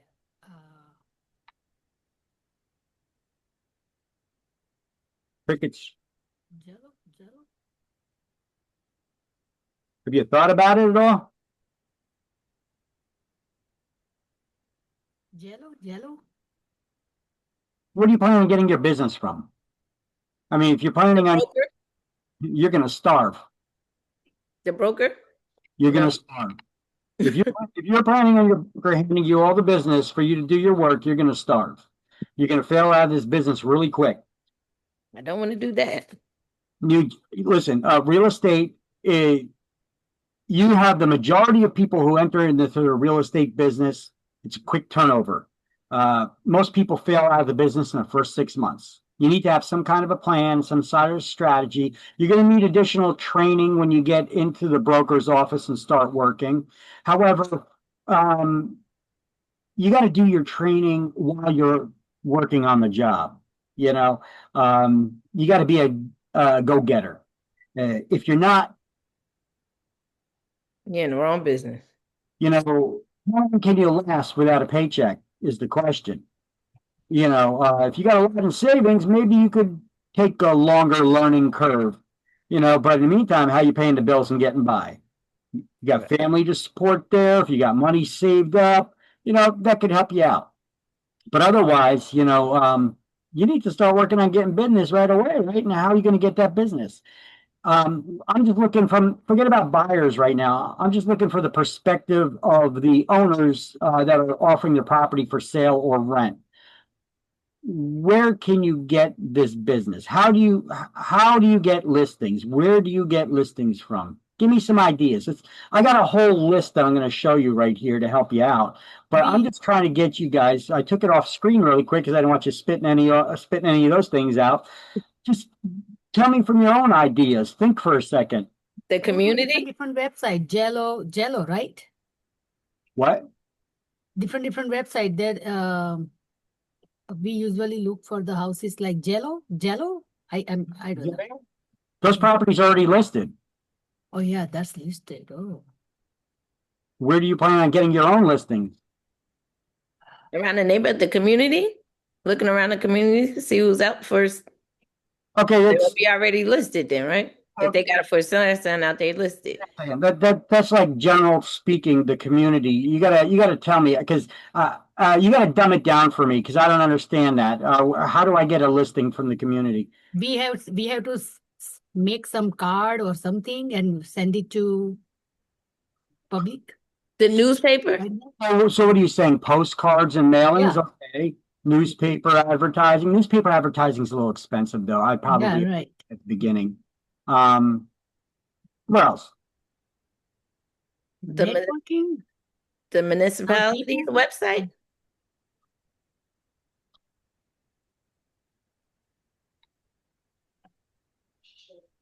Where else? I'm going to give you tons of resources right now, Yeah. tons of ideas in a minute. I just wanted to see what you guys can think up on the fly really quick of. Means I usually first whenever I have to find something, I usually tell different groups. How do you find people that are looking to buy or looking to sell or rent their properties out? Might be At an auction? No, their house is in auction. we can check this area. Might be if it's somebody lives more than 15-20 years, we can might be Where would I knock the door. advertise? No, if they're already advertising. People have been living there for a long time and then maybe reaching out to them. But if you're going to be, like you said, knocking on the door, doing door knocking, me particularly, I'm not a fan of walking door to door and walking to all these properties. Personally, people who do that to me, I find them annoying and I'd rather not speak to them, you know, the door to door salespeople. But, you know, does it work? Sure it does. You got to get used to rejection. Send out my business card, write a letter, introducing myself, who I am. Business cards are your mini billboards. You hand them out like they're going out of style. Yes. So you get a lot of them at the beginning. You start handing them out to everybody and their mother. Mm-hmm. I don't know. All right. Just planning on your brokers, just giving you the business, huh? First of all, your brokers are not going to have that much business. You know, it's not like people are flooding out the front door. I want to sell my house. It doesn't work like that. You got to go out there and try to get the business, you know, otherwise you won't eat, you know. Go to open houses. How about that? You're gonna go to someone's open house? Yeah, That's already listed though, right? Listed. it listed, but no. No. Here, let me give you some ideas. First of all, where do you get listings from? You, by prospecting, advertising, and your sphere of influence. Your sphere of influence is everybody you know. Now, who is closest to you? Your family, and then your bestest friends, right? And then from there, it's friends of friends, acquaintances, co-workers, right? Let everybody know you're in the business. Don't be a secret agent. Right? Let everybody It's know true. that you're in the business. Because otherwise, if you're a secret agent like that, nobody knows you're an agent. You're going to be angry when your friends list their property for sale with a different agent. And Right. who do you got to be angry with but yourself because you didn't let them know? You got to let everybody know that you're in the business. Don't be bashful about it. Social media, but obey the terms of service. Like if you do any kind of advertising on Facebook or something like that, you got to realize most people don't want to be sold stuff on Facebook. Different kinds of social media, different kinds of things, and what are you going to be doing to advertise? You got to obey your terms of service.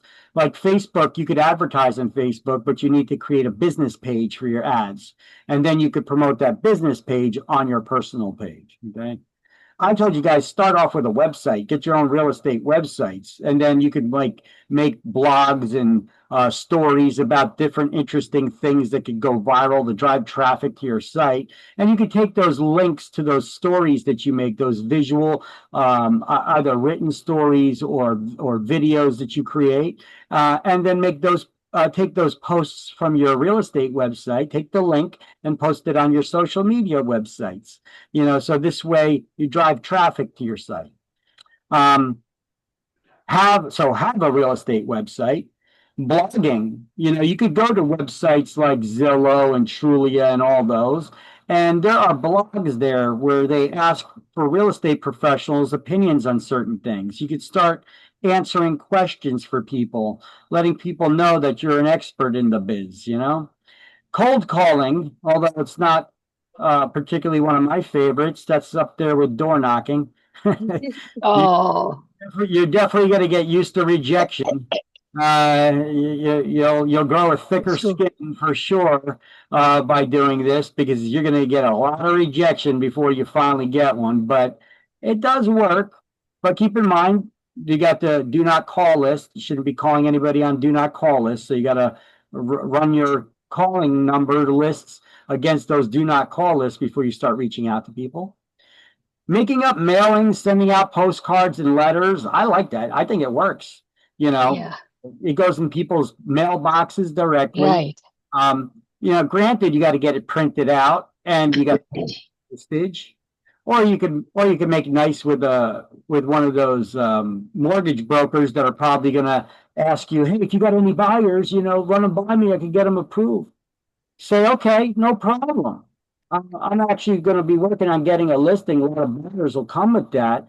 I'm doing some mailings. You want to run my mailings through your company's postage machine so we could mail them out? You do that. Or you could have just people, you could do co-marketing with people to help subsidize your cost of mailings and postage and stuff. But Right.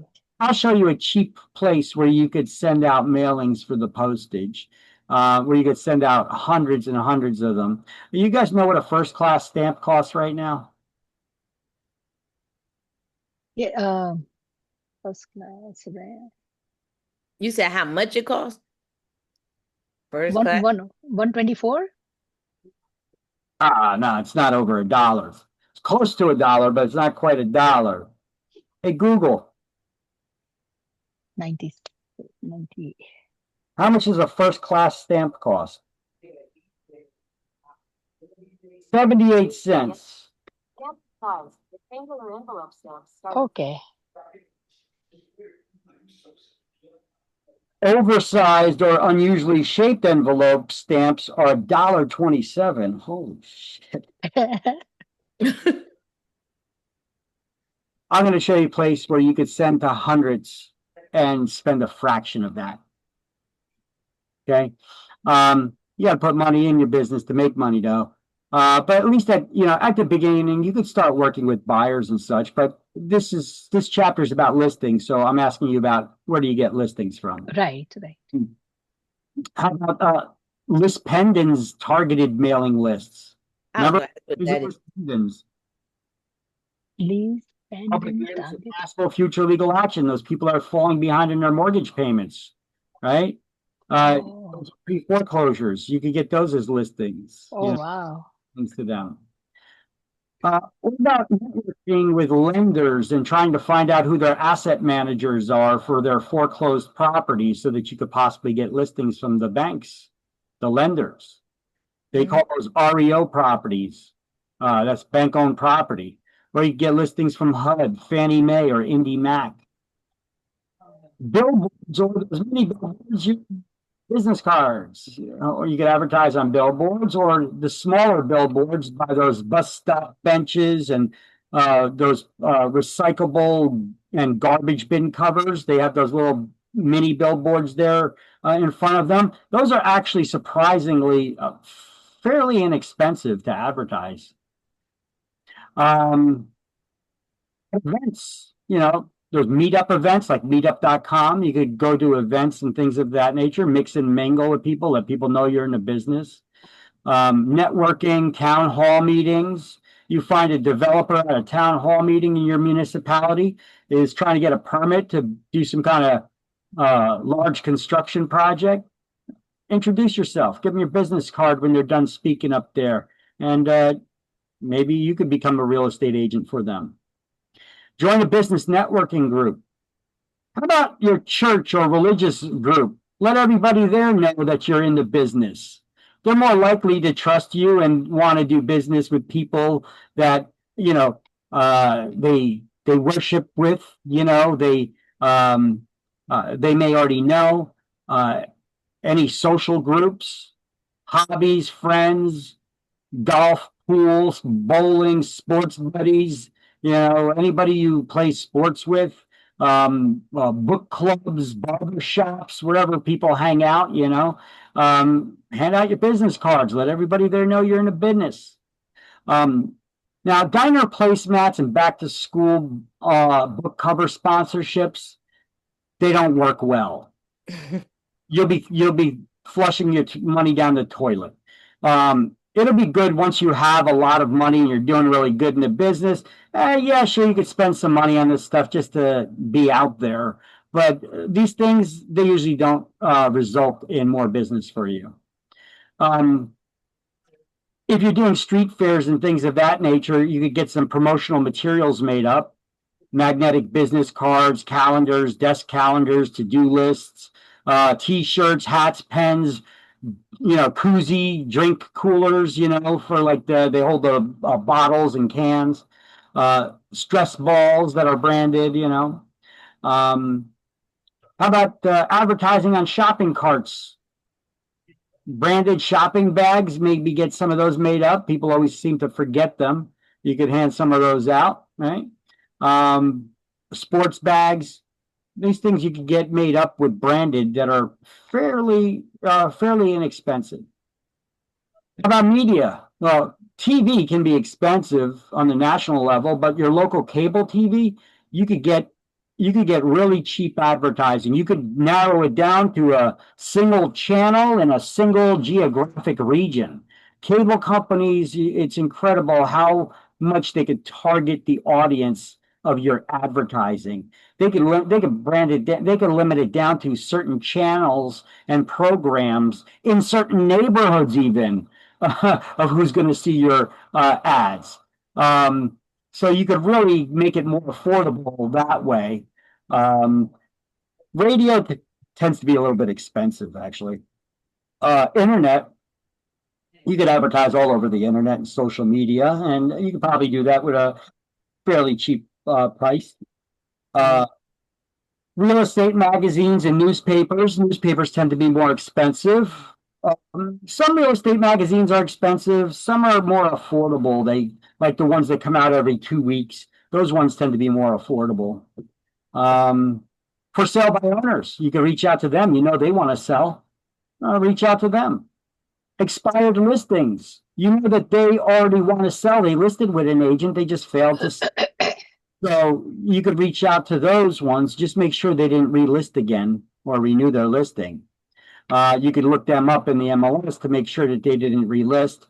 Or you could also subscribe to a tool called The Red X, which will do it for you. You just plug in your MLS login into this tool, and it'll do the search for you, and it'll cross-reference. It'll make sure that it wasn't relisted. It'll make sure any phone numbers listed there aren't the real estate agent's number, but actually the owner's number. You know, you can reach out to them. You want to make sure it's not the listing agent's phone number. Is a little tip. When a listing expires and you're contacting expired listings, make sure the owner's phone number, if it's listed there in the MLS, make sure it's not the same number as the listing agent's cell phone. Because now you're just going to be notifying them, giving them a heads up that their listing is expiring, or rather their listing expired. You have to wait till it expires before you can reach out to these people to get a listing. You can't be like, oh, it's going to expire, so I'm going to reach out to them, because it's against the law to solicit the business of another broker. But once it expires, you can. Open house buyers. Buyers at open houses sometimes have things to sell. So if you host an open house for the maybe one of the listings for one of the agents in your office, any potential buyer that walks in, ask them where they're living now. Are they living with family? Are they renting? Do they own? Do they have something they need to sell first? You may be able to get a listing. And reach out to don't be morbid surfing the obituaries, but you could reach out to funeral parlor directors and provide them with some literature, some maybe paperwork about you and your company, and how you can help people out in their sensitive time of need when they lose a loved one. They may need to sell the property that they owned or something like that. Put some kind of literature together like that, along with business cards attached to it, and reach out to the funeral home parlor directors and ask them if they could share that with people. Because when they do those counseling sessions for people when they're trying to figure out, the burial plans and all that, and they talk about the cost of the services and everything, they often throw in their materials and information from accountants and real estate agents and all kinds of other collateral services that they may possibly need at that time, attorneys, etc. I have two questions. Yeah. How to get information about the open houses? In your office. You're not going to other people's or other companies' open houses. Your own company's open house. You can look up the listing inventory of your own agency in the MLS, and then look up any property that looks nice that you would like to do an open house for. As a courtesy, I mean, you don't have to. You could just go directly to the broker, but you're going to start pissing off other agents in your office if you say, ask the broker for permission to do an open house and someone else is listing there. Another agent who went and got the listing. You should reach out to that listing agent within your own office and ask if you could do an open house for them. A lot of times agents don't like doing open houses. So you could do an open house for them. Any potential buyer that walks in that open house would be your buyer client. And don't forget, you could ask them, where do they live now? And see, maybe they have a home they need to sell. And if they do, that listing is yours. Okay. And how about regular, if I want to know, because I was thinking yesterday after this class, might be I can go to some open houses. So how real estate people, they talk and, to buyers or sellers, whoever come over there. I just wanted to go and check. So online, how to find the open Don't bother looking at what other people do. Try to figure out how to do it your own way. Also, brokers that you may go to work for, they should have training for you on this, how to talk to people, how to overcome objections, how to try to get listings. But there's all kinds of listings. You're going to I get see. listings for sale by owners. You need to take a different approach for both. For sale by owners may be a little more hostile about trying to list with an agent at first. Expired listings, they may have familiarity already with the real estate agents, and now they may be hostile towards the agents because their agent failed them. Of course, it's always our fault why their home didn't sell. So you got to learn how to overcome their objections and talk to them, there's training for that. Look, I even have I bought training courses. I got them all in DVD sets, and we play them on the computers and anybody can watch them when they want. But there's, so a lot of offices may have things like that. Yeah. But there's also training like that offices can subscribe to now that'll be streaming and online and available. So check and see the offices you go work for, what kind of training they have available. I mean, that shouldn't be the only training that you get watching videos, but it could be a quick way to catch up and speed through stuff and get some training on your own. They should have classroom training, and then, in your office, maybe role playing, where you act like maybe you get two agents together. One acts like they're the seller, one acts like they're the agent. They're trying to get a listing. And they could be a little hostile towards you. That's okay. You learn how to it'll be a little frustrating at first, but you get used to it, and you learn how to not react or get nasty, or how to overcome people's objections and reason with them.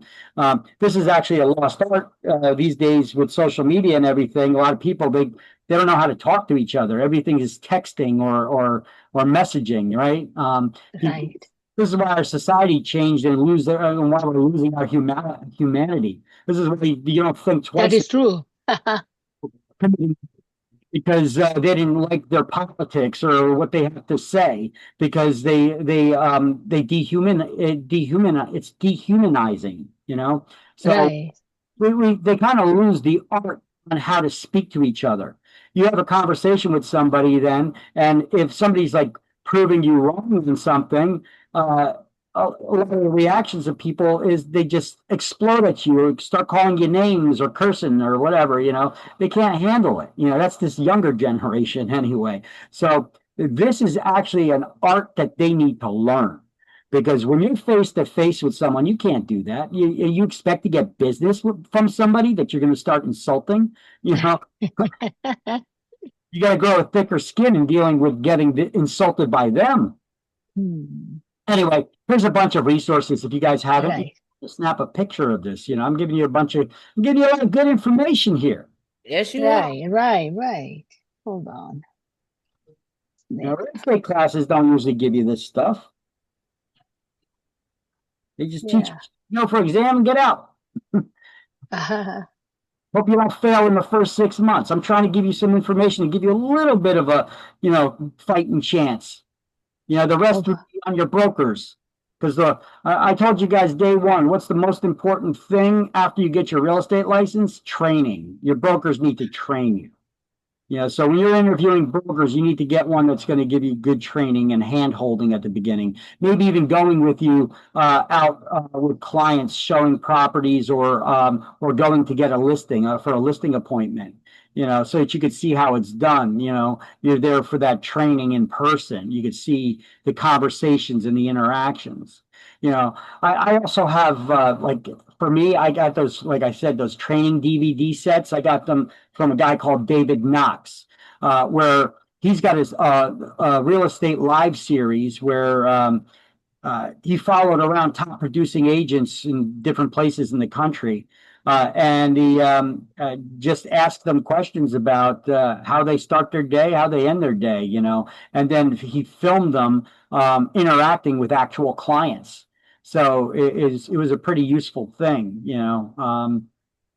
and he's still got like like even if your broker doesn't have this, you could subscribe to things like that from a guy called David Knox is one of the trainers. There's many different trainers out there, and they've got like Tuesday tactics and all kinds of other things where you have an office meeting or an individual training meeting for you along with other people remotely, but they're live classes. So you learn how to get up and running, All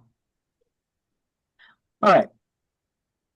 Here's some other resources I prepared for you as well. By the way, all of these things are in that class links Word document. All of these links and everything. Where do you get cheap postage from? I'm going to tell you. Top secret place. Don't share it with anybody. Are you ready? USPS.com. That stands for the United States Postal Service.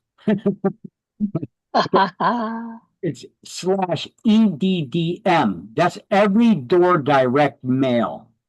Oh, wow. And this is a way, with postage becoming so expensive, less people sending mailings out these days. For just like greeting letters, everybody's got social media these days. They don't write letters and send letters that much to people anymore, right? Even during Christmas time or birthdays, right? So they come up with Every Door Direct Mail as a good resource for businesses to send more mail, because that's how the post office makes their money, right? So they came up with this idea of Every Door Direct Mail. And Every Door Direct Mail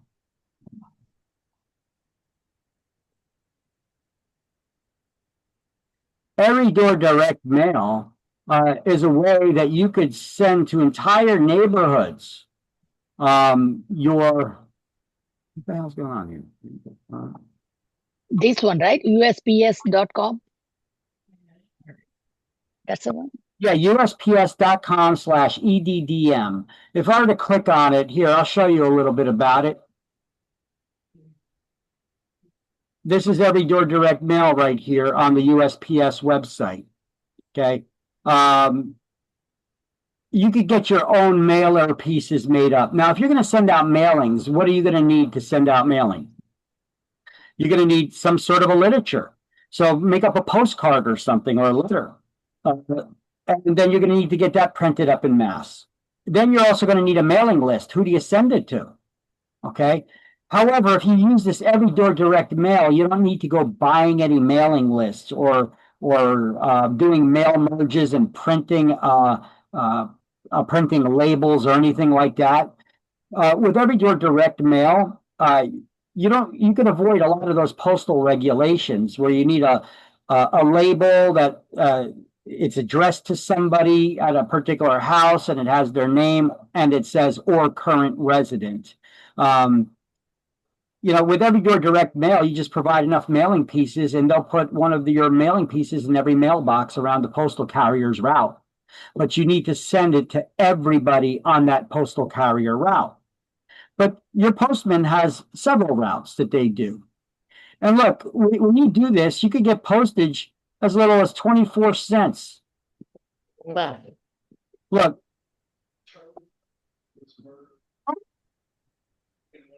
To Mattermost. Do Every Door Direct Mail. Potential customers near your business. To use the mapping tool, enter starting point. Then select nearby postal lines where you want your pieces delivered. So let me stop there. Let me back it up there. Let me get my zoom controls out of the way. Back that up a little bit. So you just put the one address and it's gonna come out close by. Yeah, you could put in an address or a zip code, and then you could scroll around, grab the map, and move it around like a Google map, right?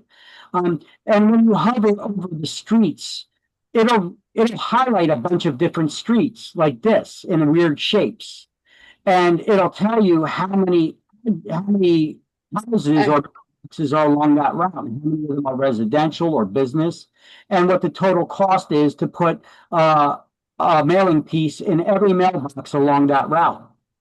So if you want to select one of those routes, you click on it and it'll stay highlighted. And then you go highlighting around in other areas. And maybe you want this area, this street, or this street's over here. Highlight them and then click on it if you want to select them. So like in this example here, you see they selected post office drop-offs. Okay, well, that's two. Individual routes selected 4. So over here, they got 4 routes selected from the post office. So each carrier has a mail route, and each mail route has a number on it, like as you could see in the upper left. And here you could see that so far they've got selected 729 residential mailboxes, 34 business mailboxes, total 763. The average age range between 22 and 24, which you could click on that and you could adjust the age range of the people you're mailing to as well as their income. And then look, you can see the total cost to send out mailings to 763 mailboxes. Only $133 for 763 mailboxes. That's pretty cheap. Mm-hmm. Okay. So ongoing, I guess when they select them all, you can see the approximate cost when it's about 1,052 mailboxes. This one they didn't select yet, but if they click on it, it'll give them 1,052 mailboxes for $213. That's dirt cheap. That's dirt cheap for postage. And you don't need a label. You don't need a mailing list. You don't need to print on labels. You don't need to spend the time taking the labels and affixing them in the right area according to postal regulations. You just drop off enough mailing pieces and they'll do the rest. Yeah, let me continue playing this. You can see demographic data based on census reports, like age range and average household size and income, and choose among available routes. When you finish planning your mailing, you can schedule it for delivery. Each mail piece costs less than the price of a stamp to send. Creating your mailing is easy too. You can do it yourself. Find a list of printers and mail service providers on USPS.com. Mail pieces are ready.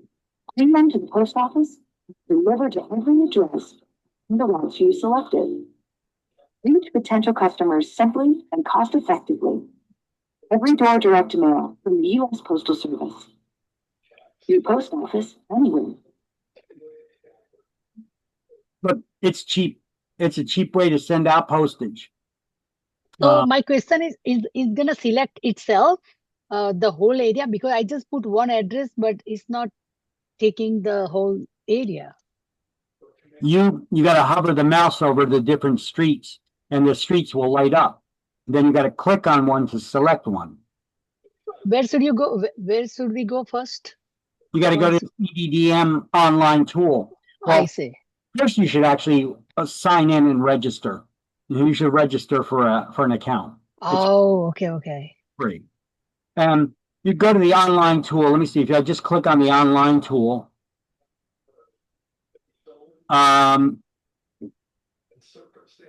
Look, I could do this for my neighborhood. Let me see, 07036. My town, that's my zip code. I just put in my zip code. Mm-hmm. Okay. So this is showing my whole zip code of 07036. Some towns have multiple zip codes. Look, even as I'm way zoomed out like this, you could still see route, right? So if I zoom in, let me zoom in and let me go to an area by my neighborhood. You see how the routes are getting highlighted? Yeah. And look above, look at top as I highlight them. Here, I'll highlight one route. 454 residential there. Cost $112 to mail to every house on that route. So here, how about this route? 366, $90. Okay, so yeah, I could click on that one. If I click on it, you see now it stays lit in blue. And look, it keeps that running total. Now I could highlight other areas. So if I want to send to these streets too, this carrier. Oh, I see. I could click on that and it adds it to the total. So now we're up to 751 mail pieces at $185. Oh. Let's see, let me zoom out a little bit. Hey, maybe I want to get these streets over here, whatever. But as I highlight them, I could see at the top above the map, just that carrier route, how many pieces are in that carrier route? Over here, it's 454 for this particular carrier route at $112. So if I click on it, it's going to add it to the total. You see, it's 1,205 mail. Yeah. That's a lot of mail pieces. You should only really be having to send out like Right. 200-300 mailing pieces at a time. You expect a 1% response rate, and as long as you get a 3% response rate, and let's just say that only 1% you could actually convert into a listing, this pays for itself and then some. And then, okay. Mhm. Okay, so look, I just showed you how this tool works. It's a way to get really cheap postage. All right, so then you need to get cheap printing. Yeah. For some of those like Vista prints or Dot Print. I like Dot Print as well. They're pretty cheap. They're good for bulk mailing stuff. You can compare them to Vista Print. Vista Print prices are more expensive than Dot Print, but if you sign up for their like business account because you're planning on using them for a long time, you pay an annual fee of like $100-something for that. Well, you also get features from that where you could use their templates and you could build up your own postcards and keep them stored and then just print them out again. So I guess that's a pretty good tool as well. And then you get it a little cheaper too when you have that membership. But with GotPrint, you get it cheap right out the door. GotPrint used to only allow people from the print industry or marketing industry to buy from them. Now it's open to the public, so you could get their really cheap printing of postcards.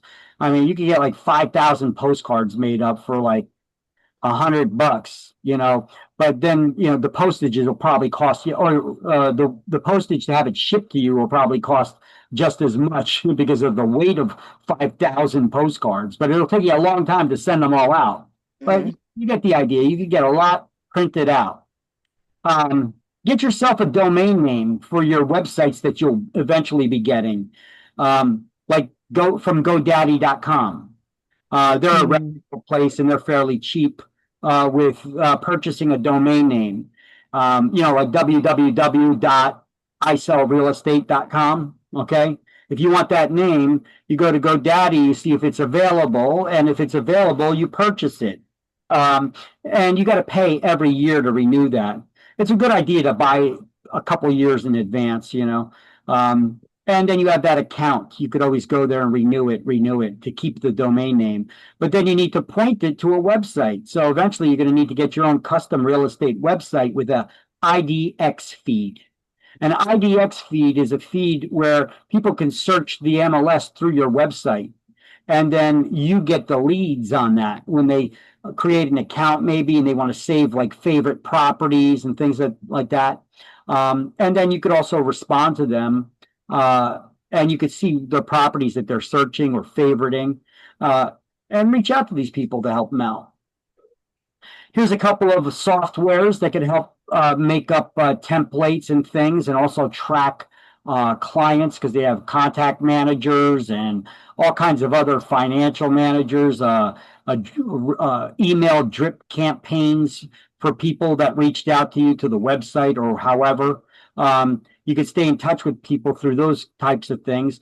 RealtyJuggler.com, they give you a 90-day free trial. Top Producer, I don't know if they give you any free trial, and they're pretty expensive. So you may want to think about getting that one later on as you start doing business because it's a little pricey. But Prospects Plus, this is a company, they made software that just makes postcards for advertising and marketing for real estate agents and mortgage reps and such. And they print out the postcards. They come up with their own designs, and then you could edit them and such. It was software, but now they got it right through their website. Here's another design company that does that for you. It's called Lens Design. And they can handle everything too. They could do the design, the print, and the mailing, even through Everydoor Direct Mail for you. The Red X, that software can handle looking up those expired listings or FSBOs or other types of listings as well, resources where you could get the listings. That software is definitely worth it for you to get. Whether your broker has it or not, I suggest you subscribe to this one on your own. Homes.com is a good place to advertise your listings when you get them.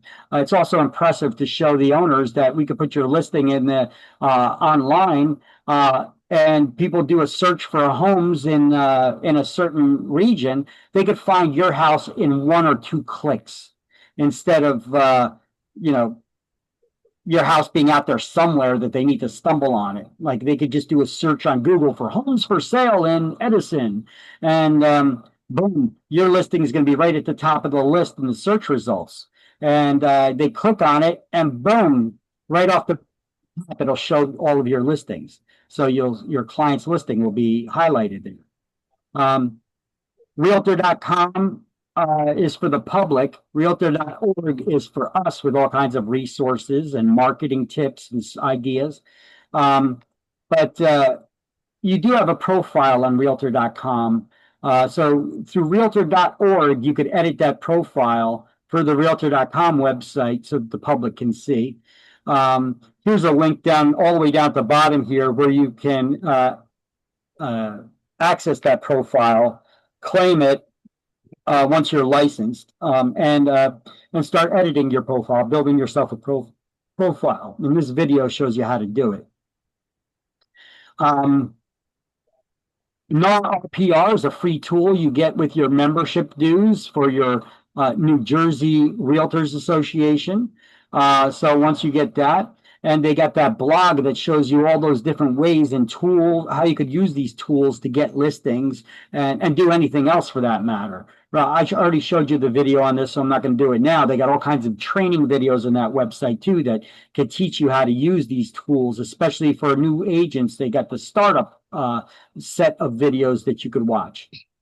If you guys are good at maybe graphic editing yourself instead of having someone else do it, you can do it yourself. It's like Photoshop or PageMaker or things of that nature. Those tools these days, I don't think you could even buy them. I think you need to subscribe to them and pay monthly fees now. That's the new type of thing that Adobe does. Well, this company called Serif, it's an Australian company. They came up with a software that's very, very powerful, like Adobe software. In some ways, it's even better or very close to it. It's a good competitor. It makes things definitely easier than some of the Adobe tools like Photoshop and their page editors and stuff. But you could own it outright for very, very cheap. So you could do page layouts, you could do designs for postcards, business cards, flyers for properties, all kinds of stuff on your own through this tool. It's pretty handy. Canva also has a lot of tools like that too. But Canva, there's nothing there that's really good for free. The free version, the paid version, you'd have to pay to get that. Or you could use Vistaprint. With that subscription, you get access to more advanced design features and cheaper printing. So you don't necessarily need to design things from scratch, but you could edit them with Vistaprint tool. Affinity, you'll own the tool outright. QR code generators are built into Affinity or the advanced Vistaprint tools. QR codes, the ones that you scan. Mm-hmm. And let's see. Don't forget to get yourself some tools like QuickBooks Self-Employed or FreshBooks. It's like QuickBooks for keeping track of your finances so that you're ready tax time. You can scan any receipts that you have, keep them on track your mileage in your car, all that stuff, all that good stuff. Keep track of all your business expenses, your school, your testing, your business cards, your real estate websites, your domain names. Keep track of all of your expenses so you could write them off against any income you make so that you pay less taxes at the end of the year. Then you got tools like Hootsuite to manage your social media, because there's so much different social media out there, right?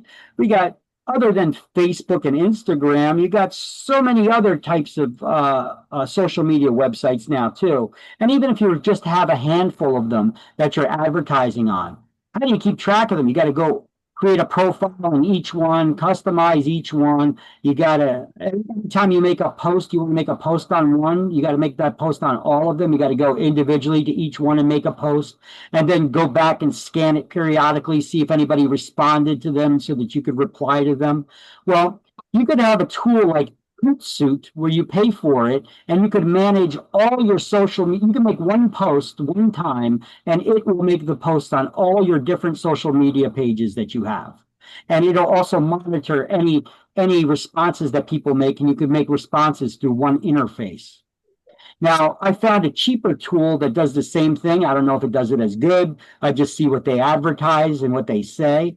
There's one that's called Patty Post. That's a new one I just put up here to manage all that social media in one place as well. For design services, graphic designs, or maybe you want to even create a commercial for yourself, do video editing or whatever it is. You could have a company, there's a website called Fiverr. So you could get professional designers and graphic editors, video editors, audio editors, all kinds of stuff like that, where they will make these designs for you for as little as $5. It's called Fiverr.com. Oh man. Now, we also have access to all these AI tools. If you start familiarizing yourself with them, you could make yourself, you could start having AI tools do these things for you as well. I still haven't figured it out. I'm just starting to play with AI a little bit myself. I came up with jingles and songs,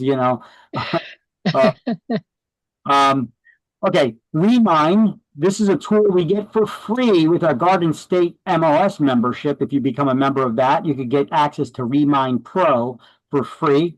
I think you get a basic access to Remine in all Jersey MLS, which covers that Middlesex County area.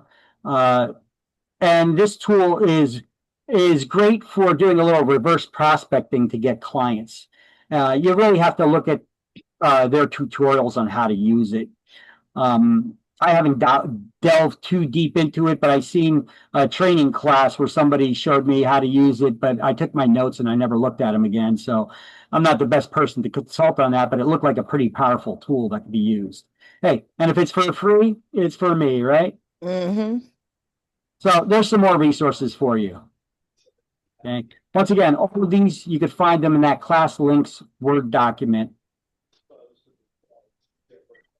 All right, so when we get listings, we got to collect all that information. I remember I took you to the Garden State MLS's website and I showed you one of their listing input sheets for the data that you got to gather. Well, here's some of the information that's on those sheets, which we already went over just a little while ago when I opened up that listing input sheet. But you got to get some basic information about a property, names and addresses of the owners. You got to have an adequate description of the property, maybe the survey or the size of the lot or dimensions, which you could get from tax records and merge it.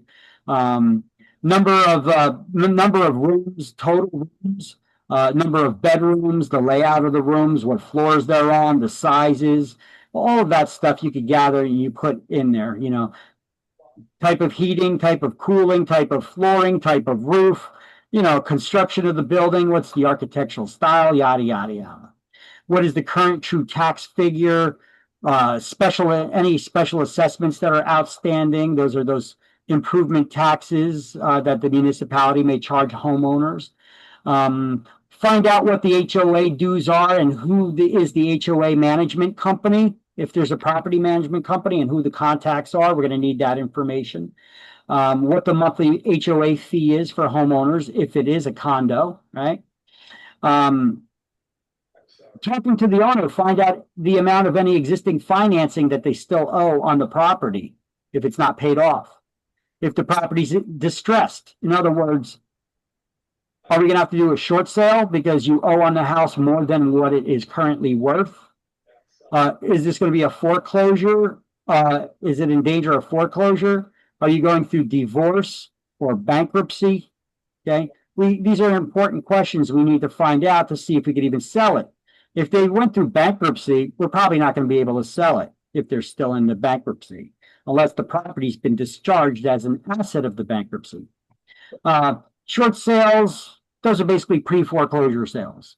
And divorces, well, you know, we got to deal with people who probably can't stay in the same room with each other. So we're probably gonna have to do twice the work and explain everything twice to the two different people. And it becomes a bit of a headache. So I charge more commission when dealing with those things. Who are the utility companies servicing the area? I mean, depending on the MLS, like Garden State MLS makes all that information available for us with their tax record system. But all Jersey MLS does not. You may need to ask the homeowner, the property owner, who's the electric provider, the water, the sewer, the, you know, yada, yada, yada. Is this a septic cesspool, tight tanks, or are you on city services? Any appliances or chattel that's going to be included in the sale? What is chattel? I have no idea. Oh, you should. It's Yeah. tangible personal property. Tangible. Yeah, they could be leaving their washer and dryer or their refrigerator or their bedroom set and all the furniture behind. Okay, chattel. And what's the date of occupancy or possession? These are questions you should be asking the homeowner so that we can list it there.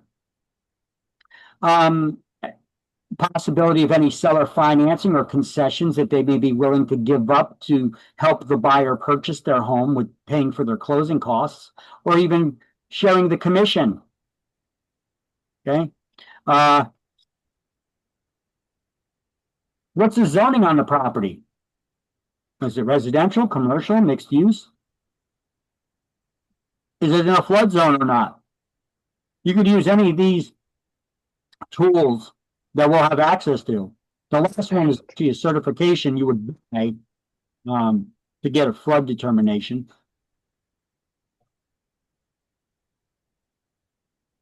The FEMA flood zone search tool, you could use that, or not RPR when you guys become members. See, the FEMA tool you could use right now. I'll show you right now. This is the FEMA tool on the FEMA's website.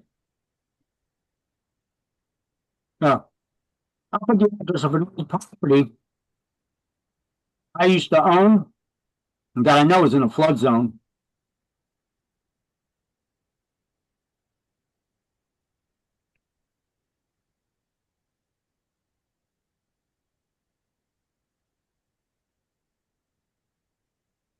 So I pulled it up and it'll show you where the property is located. If it's in that blue area, you know it's in a flood zone, but it's right on the edge, but it's still within the blue area. So it is within a flood zone.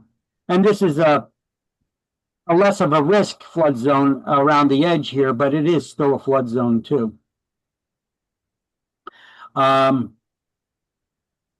so you got your tool here that'll show other overlays of information. You could see any revisions or amendments that have been added that may not have been included into the map yet, into the dynamic imaging of the overlays of that information. So that's how you could find out if a property is in a flood zone or not. Pretty simple to do. There's another way to do it. You could ask the buyer's lender. The buyer's lender will be able to tell you because they're not going to give the loan if a property's in a flood zone, and they're definitely going to do their research to find out if it is first. If it's in a flood zone, they're going to want to make sure they got flood insurance first. Yeah. So there's that link for the FEMA website if anybody wants to search a property, see if it's in a flood zone or not. But you got these other tools to see that. You get a detailed list of exactly what will and will not be included in the sale. Licensee should ask for a copy of the seller's original deed and survey from when they bought the property, or maybe their title insurance policy as well.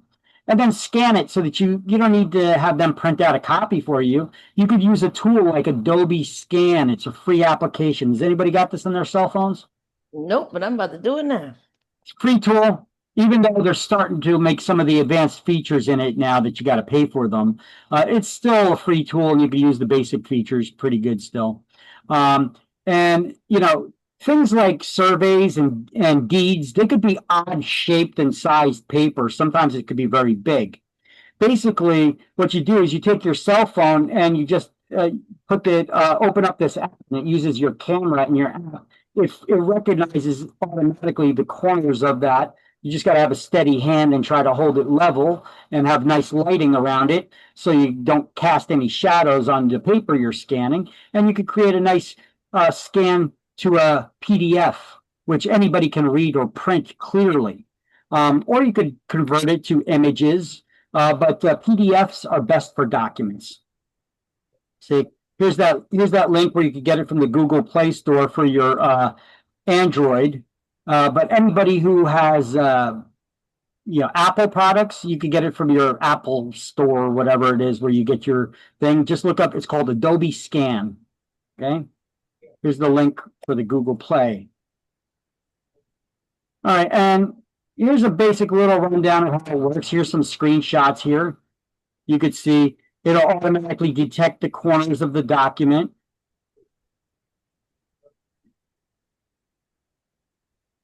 This is just showing you how the different ways you could convert. You could even clean up stuff. Here, I'll show you. There's a video somewhere in here, I think, that shows you how to do this. At least, here it is, trailer. Oh, you guys weren't even seeing what I was showing you. Okay, so here you can see this. This is how this tool works. It'll automatically detect the corners of the document, scan it. You can share it. You can send a copy to people. You can password protect it. You could save it as an image. You could export it as a PDF document. You could edit it.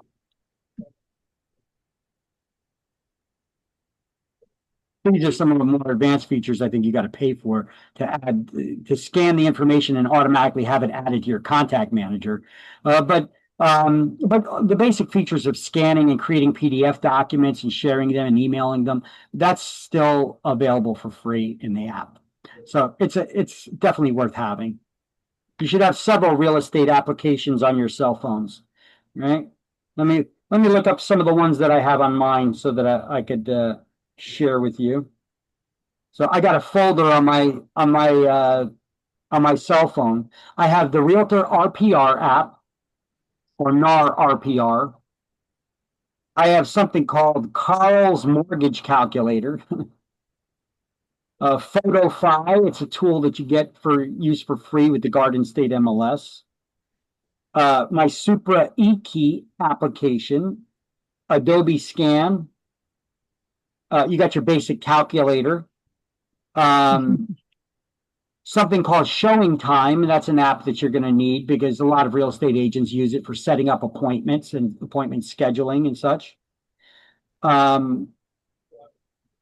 A compass. Have some sort of a compass. I have one here called King Compass.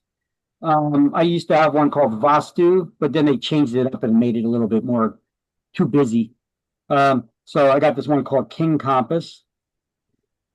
And then I have the MLS apps for the different MLSs that I use, from All Jersey MLS, Home Spotter for the Garden State MLS. I got the NAR app, Remind Pro. With the All Jersey MLS, is it the MLS or is it the Realtors Association? I forget. They gave us access to the basic version of Cubicasa, Cubicasa.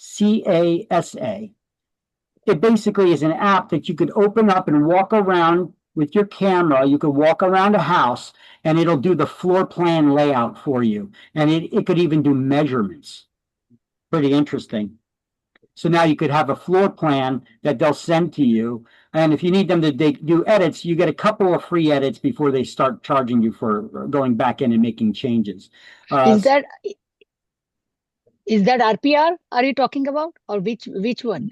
Cubicasa, Cubicasa. Oh, okay. It's an app we get.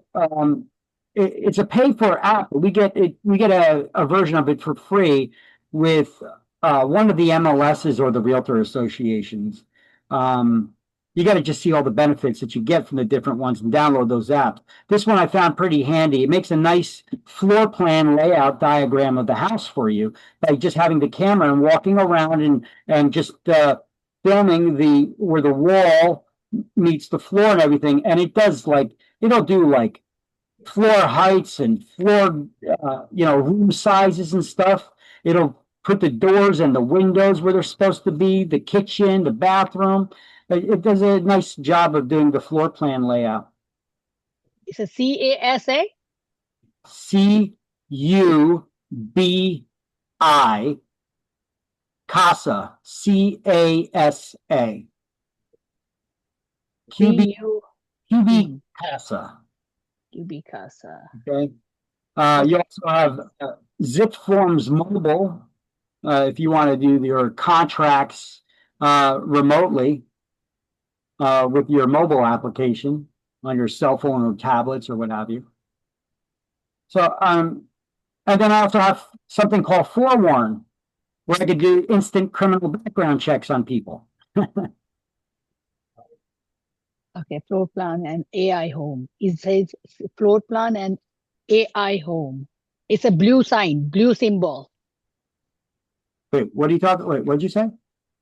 The app is a green color or blue color? It's green. QB CASA is green. Okay, got it. And then ZipForms Mobile, Remine, Forewarn, HomeSpotter, All Jersey MLS.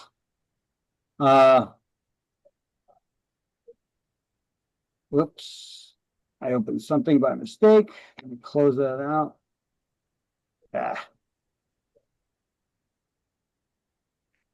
Compass, Supra, eKey, non-IPR, Adobe Scan, PhotoFi, and have some sort of a compass.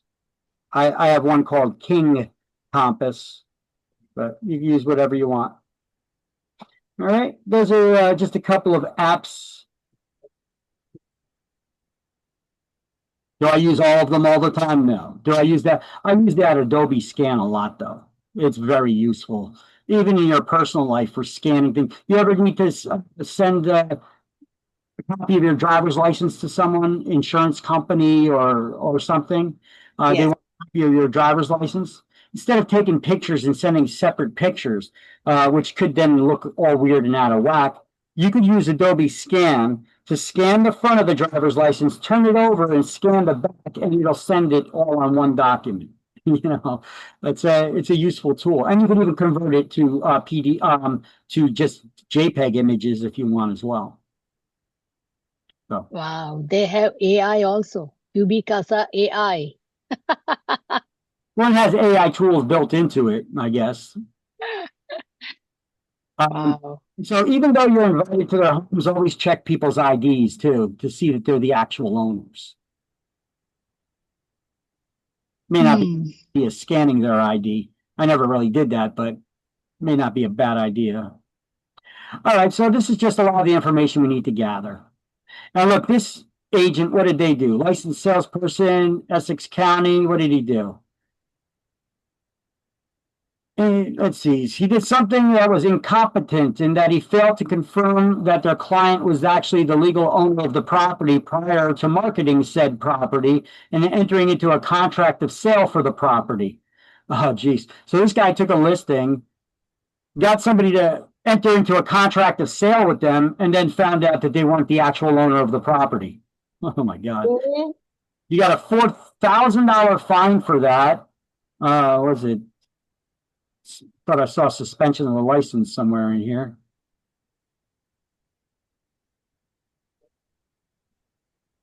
Yeah, 30-day suspension of the license.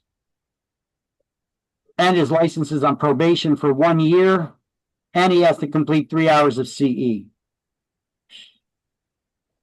All right. So those listing input sheets is just all the information we need to gather about a property. You know, you want to find out what kind of cooling systems there are, how many cooling systems there are, what rooms they're in. Are they air conditioning units? Are they window units? Or is it central AC? Or do they have ceiling fans? Or what about a whole house fan? Anybody knows what that is? Yeah, this is a House fan, yeah, it's in the attic, right? yeah, this is a whole house fan. They're huge fans. They're about 4 to 5 feet. They're huge Right. fans in the attic. So here you could see this is a hallway. Hallways are what, about 4 feet wide, right? So the fan is even bigger. It's in the attic there, but this is the louvers here. They didn't do a good job installing this after the fact. This is supposed to be dropped down from the top. Yeah, that's true, right. Put it in from the bottom, whoever installed it. But this lady's explaining that she bought the house and it already had this there, and how great that this thing is. It is great. I think every house should have this. It's definitely an energy saving feature too. Check this one out. This is a video.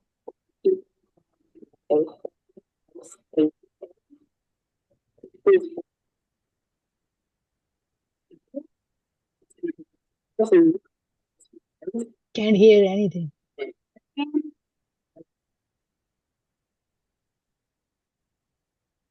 Really good for cooling down your whole house. So it is a whole house fan. So I'm going to go ahead and I'm going to turn it on. I turn it on. Oop, it's trying to focus here. What's going on? There we go. All right, here we go. Turn it on. That's high. You can see the fan blade is huge. That's on high, and it creates an amazing breeze throughout the whole house. You have to have all your windows open so it doesn't create weird negative pressure. I'll turn it down to low. There it is on low. It's still creating an amazing breeze throughout the whole house. It works extremely well.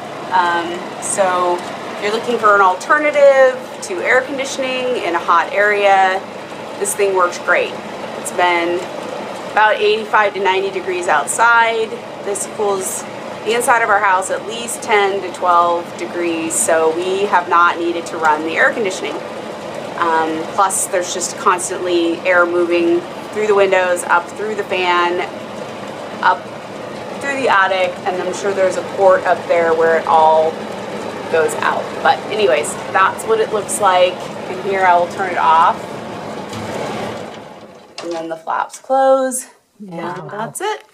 So that's what it looks like. Those things do great jobs too. When you burn food, it gets the smoke out of the house really quick. But it's a good way to get the fresh air circulating through the house. Like she was saying, you got to have the windows or doors open. Otherwise, it creates the weird pressure, and you may find a hard time if you trying to open your door to get out of the house. If you got a whole house fan and the windows aren't open, because it'll be like holding all those things closed. It does create pressure like that. What's that? This is totally different. I have a fan, the house fan, but we close it and we have walkable attic. Well, this is inside the attic. The fan is actually in the attic. Yeah, but we don't keep it open this way. We don't do that. We close it. What do you mean you close it? We have something that I can open it and close it on the ceiling. Okay, so over here, these usually included with vents. I haven't seen any of them with manual like you're explaining. But this is more common to have the vents, because the vents will automatically close and seal. And when the fan is turned on, the air pressure opens them. Wow, this is different. So this is purely done by it moves by the air pressure. It's not mechanical or controlled by motors or anything. It's purely by the fan, breeze that opens it like that. Is it related to thermostat? Thermostat, we have fan option, not that one, right? Okay. There'll usually be a on-off switch in the closet in the hallway on the second floor. I see. Okay. Okay. All right. So, responsibility for investigation. Real Estate Licensing Act requires us to have a fully executed copy of any listing or rental agreement. We need to give that duplicate original to that property owner, right? But it needs to be signed at the time of listing, and we need to give that copy to the client that we're working with. Mm-hmm. And listings need to contain a definite termination date in them. And remember, check the IDs. Give me a second.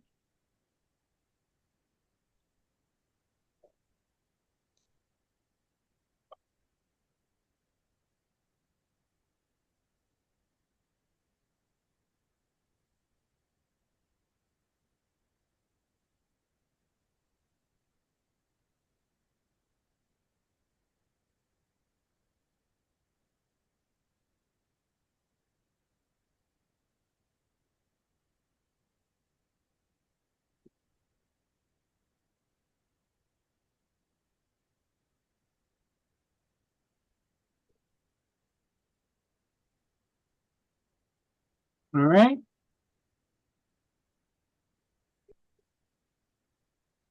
Everybody got it? Yes. Or anybody still writing? Almost done. Yeah, you can go ahead. Agreements or contract.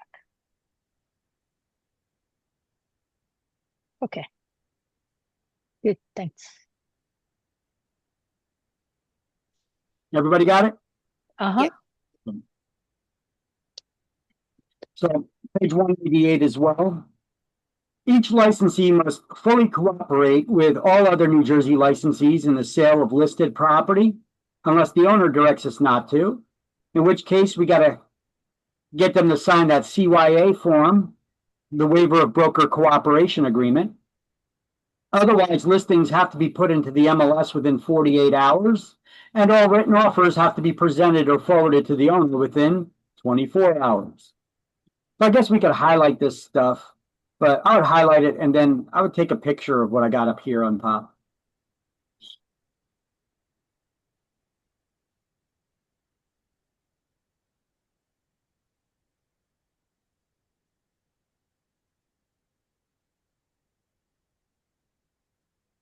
— 24 hours.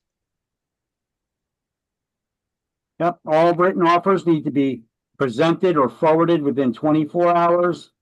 All listings have to be entered in the MLS within 48 hours, along with any changes to the MLS. Changes to the listing have to be 24. within 48 hours as well. No, 24 hours. No, 48 hours for the MLS. 24 hours is for written offers. Written offer, yeah. Written offer. Mhm.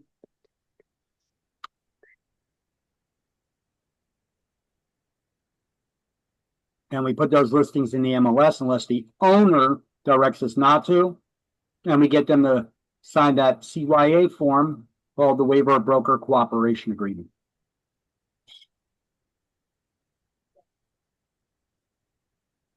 Okay. Mm-hmm.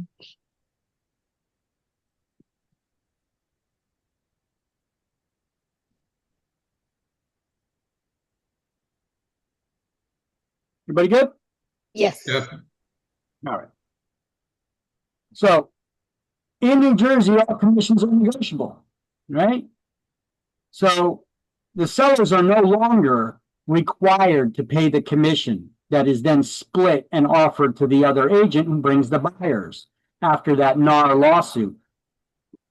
Now, you could still do business this way if the seller's okay with it, but it doesn't have to be that way. So I just treat it like we've always done the business.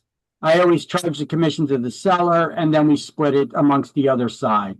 And unless they specifically tell me that they don't want to do that, and then we'll address it then. But it makes it harder to sell a house if you're expecting the buyer to come up with all those additional funds instead of just financing those funds and then having the seller pay the commission from the proceeds. So So commissions and permission to split them, business relationships, etc., those are all within the brokerage service agreements that we need to have with each and every client we work with. Commission rates are negotiated between the listing broker and the seller or the buyer and the licensee assisting them in those brokerage service agreements. All listing agreements for 1 to 4 family dwellings must contain a notice that in New Jersey, all commissions are negotiable. Even if a brokerage service agreement is not combined with it, discussing those commission fees, we still need to have that statement in listings. You know, they changed the laws in New Jersey as far as having to have a brokerage service agreement to talk about the commissions, but the old laws still stated that listing agreements need to have that phrase there in New Jersey, all commissions are negotiable. Even though some MLSs no longer talk about commissions, they removed anything about commissions from those contracts. So if we're dealing with a for sale by owner, the FSBO, we're preparing a contract for, we have to have that paragraph added to the disclosure showing that we do not engage in the illegal practice of price fixing, which is illegal according to the Sherman Antitrust Act federally, as well as the Real Estate Commission's rules. And that phrase we do not need to memorize, but just be aware that this phrase needs to go in there because we didn't have all the paperwork and disclosures because we're not the ones that listed the property. It's for sale by owner. Normally, we would have gone over these things and disclosed these things with the owner at the listing and that paperwork. But because we didn't have that listing and we're just presenting an offer for a for sale by owner, which we can do, you make sure that you add this phrase, this paragraph into all contracts where there was no listing that says, as seller, you have the right to individually reach an agreement on any fee, commission, or other valuable consideration with any broker. No fee, commission, or other consideration has been fixed by any governmental authority, by any trade association, or multiple listing service. And we in Chapter 2 and in Chapter 3 as well. Now we're seeing it in these listing chapters. Okay, you don't need to memorize that. I couldn't memorize that. I know what it's about, and I know that we need to have a paragraph this talking about price fixing. I don't remember what the words are verbatim. I just got it in a drop-down list, so when I have a contract, if I need it, I just drop it in. Okay.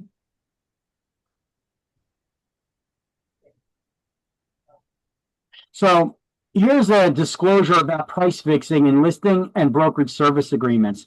Here's an example of the All Jersey MLS listing agreement, which no longer talks about commissions at all. But it still says you have the right to individually reach an agreement on any fee, commission, or other valuable consideration with any broker. No fee, commission, or other consideration has been fixed by any governmental authority, by any trade association, or multiple listing service. They have that in their listing agreement. Even in their listing agreement, though, doesn't talk about the actual commission numbers. They still have to have that disclosure, which is because the laws were updated and changed, but they never removed this one from that requires that to be in the listing agreement. So the GSMLS, they combined the listing agreement with the brokerage service agreement, and they have that same thing here talking about compensation, that commission or fee disclosure. As seller, you have the right to individually reach an agreement on any. It's the same thing. I'm not going to read it again. Okay. So we've seen this slide before about price fixing. Here, once again, is that paragraph we got to add to those contracts when we make an offer on a for sale by owner property that never was listed with a real estate company, so that they are aware that we do not engage in the illegal practice of price fixing, which is outlawed by the Sherman Antitrust Act and the Real Estate Commission's rules.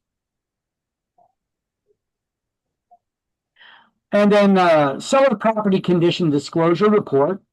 That's one thing when we get a listing, we have the owners fill that out. so that we could help limit their liability in the event of a lawsuit. You just tell them, be honest, fill it out as completely as possible. So any prospective buyers will give them this disclosure, right? You're required to have a disclosure by law, Mr. and Mrs. Owner. If they weren't using us, they probably wouldn't have it and they'd be violating the law. So it's a requirement now in the law to have it. Before it was optional. So now this is a requirement by law that you just have a seller property condition disclosure. But by having you fill this out, I'm also helping limit your liability in the event of a lawsuit. Because if you don't fill it out or you lie on it, courts can hold you liable for treble, up to triple the damages. By filling this out and being honest, disclosing everything you know about the property, I'm limiting your liability in the event of a lawsuit to only actual cost of damages, whatever that is. The Attorney General's memorandum, we got to give to the property owners too, that tells them that they can't discriminate, right? And what do we do if they tell us that they intend to discriminate? You got to refuse the listing. Okay. Listing commissions must be handwritten on the brokerage service agreements or listing agreements. It has to be either a fixed dollar amount or a percentage of the sales price. No prescribed fee schedules allowed in New Jersey. And we have to have an expiration date in any of our listings for them listings to be valid. So let me see. 1, 2, 3, 4. You got about 4 questions on exams on this slide. Oh, wow.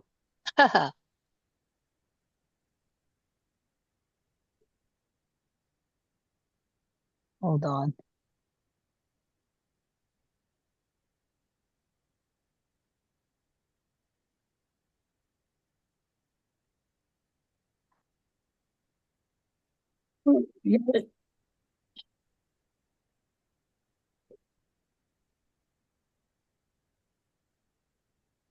You opening up your snippet app or what are you doing?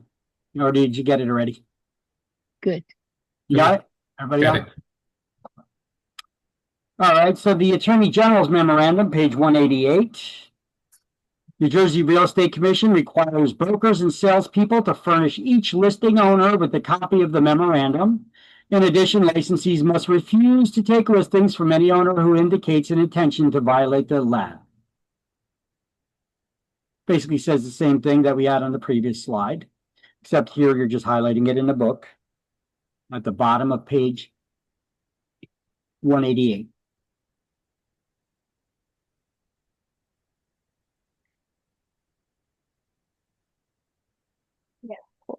Okay. All right. Oh, 1 second, 1 second. Go ahead. Go. I thought you said yes. Okay. No.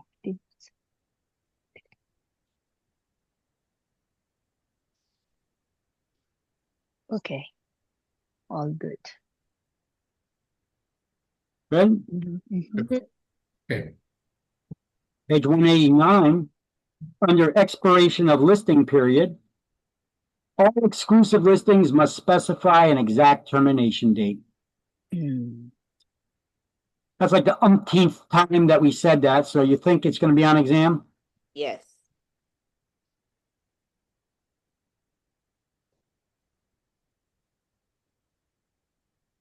I get students all the time that ask me, how long of a listing do we need to take or should we take? As long as you can get. I usually just write down 6 months or a year. I don't even ask the owner. But then if they start questioning it, then I'll say, well, glad you brought that up. I was going to bring it up today. It's usually a conversation I don't really care to have. I just tell them, I'm taking a listing for 6 months or a year. This is it. If you're going to sit, they're going to think about it. They're going to be like, a month? No. I need you to help sell your property, and you got to give me some time. The first day it's on the market, we get a full price offer on it, and I sell that property because I only get paid when I sell it. But I need you to give me a long enough period of time to try to sell it. And I'm not going to dump a boatload of money into advertising and marketing your property when I know that you're not giving me a long enough period of time for that advertising to penetrate the market.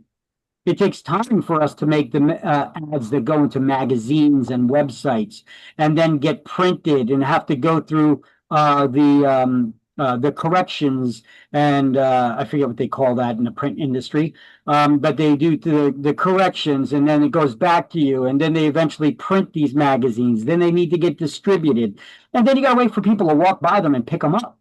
You know, if you don't give me time to get it out there, why am I even wasting my money on the advertisements? I'm not. Don't expect me to put a lot of money into selling your property if you don't give me a lot of time to help me sell your property, you know?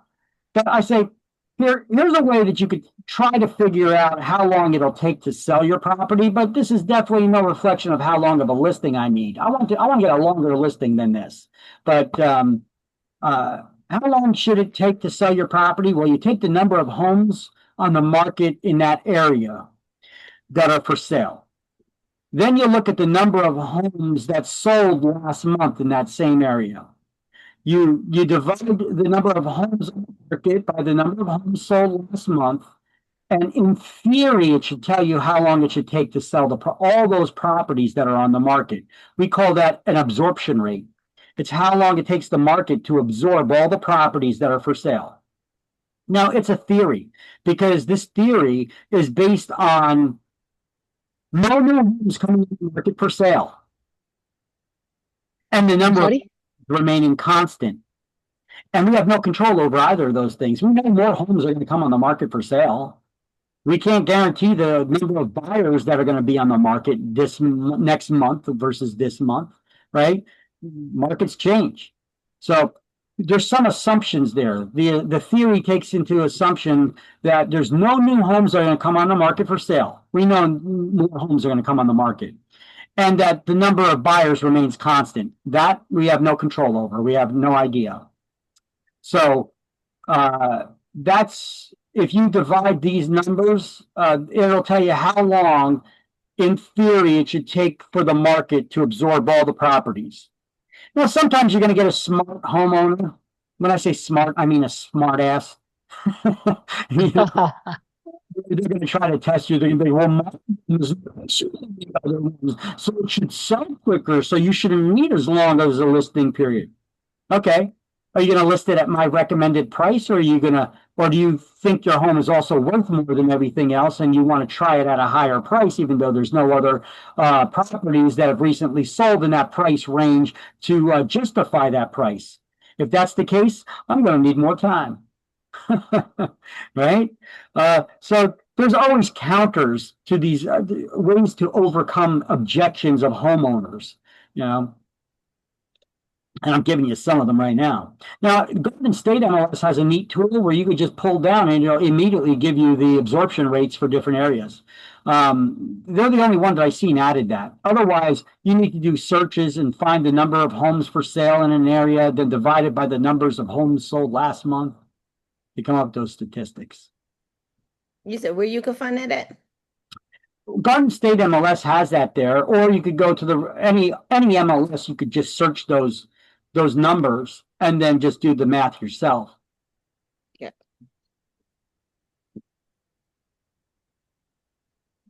Look, the Realtors Association, New Jersey Realtors Association, and I think All Jersey MLS put out statistics, news based on previous months versus this month, this time versus this month, this time last year, how the market's changed. Okay, give you an idea which direction we're going. The length of the listing period consideration. Well, sellers' objections. Well, my home is nicer, so it should sell quicker, like I just said. Or they don't take our suggestion for the pricing, so they want to try it at a higher price for a little while. And then they have restrictions on showing availability. I have to be home when there's showings. No, we don't want any of those lock boxes. Oh, we have a dog, so somebody needs to take the dog out. So we can't have people coming by unless the dog is taken out. It's going to take longer to sell your home. any pet restrictions or any pets. Forget about pet restrictions.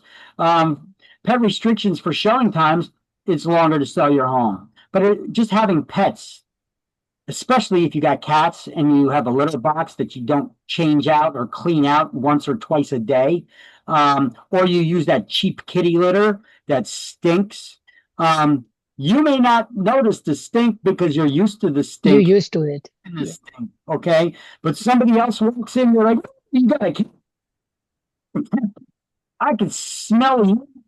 They just take a dump, and they don't even smell it because they're used to it, So any odors or things. Look, some of these next slides, I'm going to give you some examples that you should show people when you go for listings. I use these Febreze commercials to let people know, because how do you tell people your house stinks without insulting them? You gotta find a way. Hey, you may be used to certain odors in your house because you live around them so long, but other people, they come in, they're going to notice them right off the bat. I noticed right off the bat, you must have a cat here, right? So even if their house is clean, if they got litter boxes, if they don't change them out often, or they use those cheap kitty litters, it really smells like what is that chemical? Begins with an A, I think. Yeah. It smells like ammonia, right? Yes. Yeah. So, yeah. Let me optimize these audios so that you guys can watch these next videos. Check this out. So, it's not a bad idea. Yeah, I took these Febreze commercials, these simple Febreze commercials, and I actually show them to people when I go to listing appointments. Sadly, Angela's gotten used to the odor her cat leaves in the couch. She no longer smells it. Yep, she's gone nose blind. We staged an intervention to help her sister break the news. To the left. This is exactly what your house smells like. For real? Yes. Oh, you are tripping, really? Febreze Fabric Refresher eliminates pet odors you've gone nose blind to. It smells good. One of the many ways Febreze... People are nose blind to certain things when they're around those smells for so long. It's like, have you ever walked into somebody's basement and smelt musty? Mm. But then you're there for just a couple of seconds, maybe 30 seconds to a minute, and then you're like, actually, it's not so bad. I don't even smell it anymore. Mm-hmm. That's your body protecting you. You have those hairs in your nose, there's receptors on them that they actually sense and can smell these things. But those receptors, they shut down after a while because if they keep taking in whatever they're being exposed to, it could start damaging those receptors. So your body's actually protecting itself by shutting down the sensory of your nose. So you don't smell it anymore. That smell is still there. If you go outside and breathe fresh air for a while, you come back down again, you'll smell it again. Mm-hmm. You've gone nose blind temporarily. Right. So, here's another example. You get used to pet odors in your car. You think it smells fine, but your passengers smell this. Eliminate odors you've gone nose blind to for up to 30 days with the Febreze Car Vent Clip. Wow, it smells good in here. So you and your passengers can breathe happy. Yeah. Let me see what else we got. I got one more, I think, of these. You get used to rooms smelling of sweaty odors. Yep, you've gone nose blind. You think it smells fine, but others smell this. Use new Febreze Fabric Refresher for your hard-to-wash fabrics. Its odor clear technology. This is in that HGTV showing condition, okay? Look, you get people that some of the times they're collectors, aka hoarders.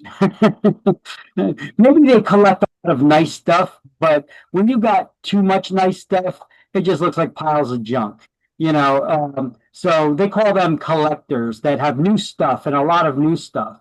But you got your basic hoarders too that just got a lot of garbage and trash all over the place. That old house I showed you that I sold when I looked it up on the FEMA flood report right there, I actually bought that house from a client who changed her mind. She wanted to sell it because she couldn't deal with everybody coming in because she was a hoarder. And the house was just had garbage all over the place. It was just her and her mildly mentally retarded is not the right word these days, mentally handicapped child. They also had other kinds of medical issues. But either way, well, I'm sitting there in the living room talking to them. The dining room table was completely covered with garbage, and there was crap all over the floor piled up. The husband died years ago, so it was just these two trying to manage the best they can with the house, and she didn't know how to fix or do anything. So the house became a mess. It fell apart over the years. And so I'm there, and I asked them if they had a dog. And the daughter, she was getting all excited. She's like, oh, yeah, his name is... She said the name. She's all excited, talking about the dog. And then the mother even starts chiming in about what kind of dog it was. And the daughter's going on and on. She's like, okay, calm down, calm down, calm down. And I was like, oh, well, the reason why I asked, because she's going on talking about the dog and what kind of dog it was. And then she says, yeah, but that dog, he died 5 years ago already, and I was like, oh, well, the reason I asked is because there's a pile of dog poop sitting over there. Now, she just told me that it's been sitting there for at least 5 years because that dog died 5 years ago. There was a pile of dog crap sitting on that floor for 5 years. Oh. Every house is HGTV showing condition, guys. These are some of the types of properties you're going to be going into. Okay, you can't have the reaction like, "Damn, this is a shithole." You can't do that. You still got to be polite to people. A lot of times these things, if you ever watch Hoarders, a lot of times these are mental disorders that people have. Sometimes it's because they've experienced some kind of tragedy in their life or whatever it is. Try to be polite to these people still. But let them know, listen, you need to clean up. Whoever's going to buy this house, they need to be able to see past all the clutter, what you have, what the bones are underneath, So you got to start working on it, especially, look, you're planning on selling the house and moving out anyway, right? So you got to start working on cleaning it out. If you can't handle it, would you like me to reach out to or get you some contact information of some companies that can help you clean it out? And then you got like Got Junk and other companies like that could come help clean out and throw out the garbage or whatever. And if they think they got valuables amongst that, you could get, you could reach out to antique stores. Most antique dealers and antique stores, they will sell things on concession. They're called consignment stores. They could, they'll look up anything. They'll look up the values of stuff. They'll try to either put it for sale in their antique stores or they'll put it on the auction block somewhere to see what they could get. They could help the owner sell it and they'll share in the profits of it, but they'll take it out of there and they'll store it somewhere in the meantime, which is the idea of what we want to do. We want to get all that crap out of the house so that we could try to sell it because buyers aren't going to be able to see past that. I remember this particular house, I had buyers, they were looking and they looked at this property and they're like, it's cluttered all over. And then we go down to the basement and it was in a flood zone too. So sometimes there was some water sitting on the floor. It wasn't waterproof properly. It's like, you get people that are like, when they're in the basement, they think they can't hear you upstairs, but the floors were thin, and they're like, how can they live like this? This is disgusting, and then I hear the owner, Victor, can I talk to you for a second? I was like, we walked back up and then in the buyer out the door and the owner's like, I need to talk to you. I was like, okay, just a second. Let me just walk them out and I'll come right back. Why don't you walk? You don't leave. Don't leave. I'm like, I'm not going to leave. I'm just going to walk them outside. I'm going to talk to them for a few and then I'll come back in and then I could talk to you. Okay. I'm not going anywhere. And she's like, okay. So I went outside with them, came back in. And she's like, I can't deal with this no more. It's so embarrassing. I can't deal. People come through here. They talk about the house. It's, I was like, I know. I was like, well, I told you I could get you the company that could help clean this place out. You got to start doing it, if you plan on selling. And I said, you're going to have to show this property to a lot of people because this house is going to be a fixer-upper for somebody who's planning on living in it, not somebody who's planning on reselling it or this being an investment for them, because they're going to offer you way less than what you're going to get by finding the right buyer. So it's going to take us a lot of showings like this. So you just got to get used to this, okay? And she's like, well, you said you did this thing that you may be interested in buying it. And I was like, well, hold on. I'm not going to give you anywhere near what I think that you can get for the property, because I'd be buying it as an investor myself. So I'm not going to give you a top dollar for the property, because I'm going to have to dump a lot of money into this house to fix it up and everything, you know? So, I suggest we just continue doing the showings, and I think you could get a lot more money for this house for somebody who's going to move into it and fix it up, like a first-time buyer, you know. And they're like, no, we can't do any showings. How much would you offer me on the property? I was like, in the current condition, I give you 150 for it, you know. I think you could get at least 190 from somebody who's going to buy it and do the work themselves and planning on living in it. But for me as an investor, the most I'd give you is 150. She was like, I'll take it. I just can't do this no more. And I was like, all right. Now, I'd feel bad charging her commission on buying the property from her and charging her a commission on the sale of that. So I canceled the listing, so I didn't have to do that, but I ended up buying that property from her and dumping a lot of money into it. And then the real estate market took a little change. I actually ended up living in the house for a little while. I ended up actually selling it and getting rid of it. But the good part about that is, you sell it at a profit, you don't pay any taxes, right? So that, I guess that's the good part. You live in it for 2 years, you don't need to pay any income tax on that profit of the sale of that property, which is what I eventually ended up doing. But anyway. Okay, so here's the way to overcome some objections to listings.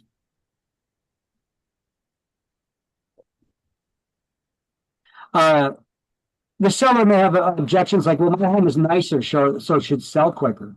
Well, here are some other considerations the agent should take into consideration when they're trying to argue with you about the length of time that of the listing. Well, is the listing price correct, or did the seller want to try it a little higher?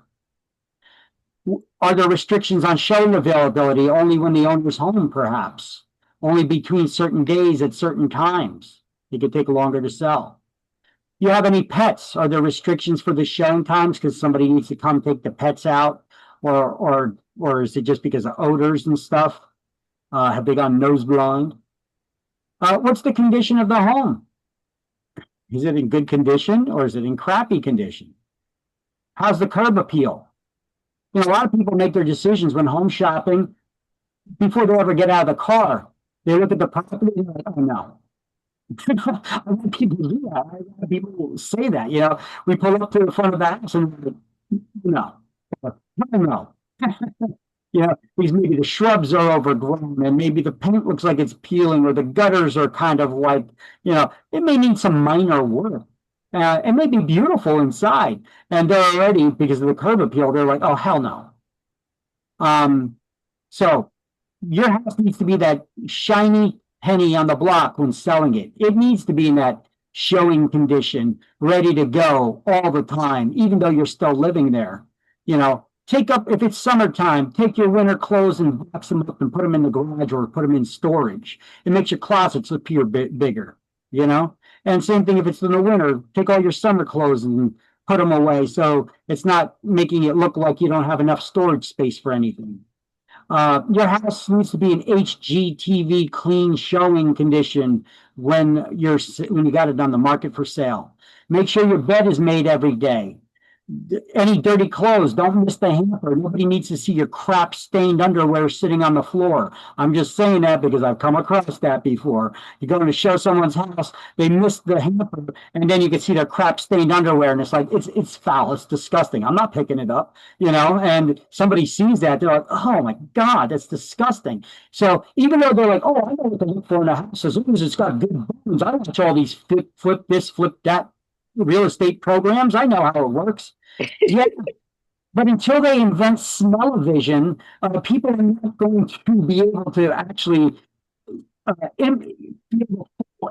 until they can actually start smelling things, or they see something disgusting like the crap stained underwear on the floor, or people do pull back the shower curtain, and if you got all the on the walls, or how about this? You got a nice clean bathroom, but you pulled back the shower curtain, and it looks like there's a little fur monster growing in the drain because you didn't pick up any hair that was in the drain and throw it out with the tissue, So sometimes I've had people pull back the curtain, they're like, oh my God, what is that growing in there? And I was like, what? They're like, in the drain.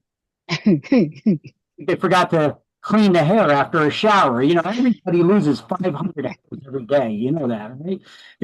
So it's just in the drain, but they can't see past these things when they're there for real.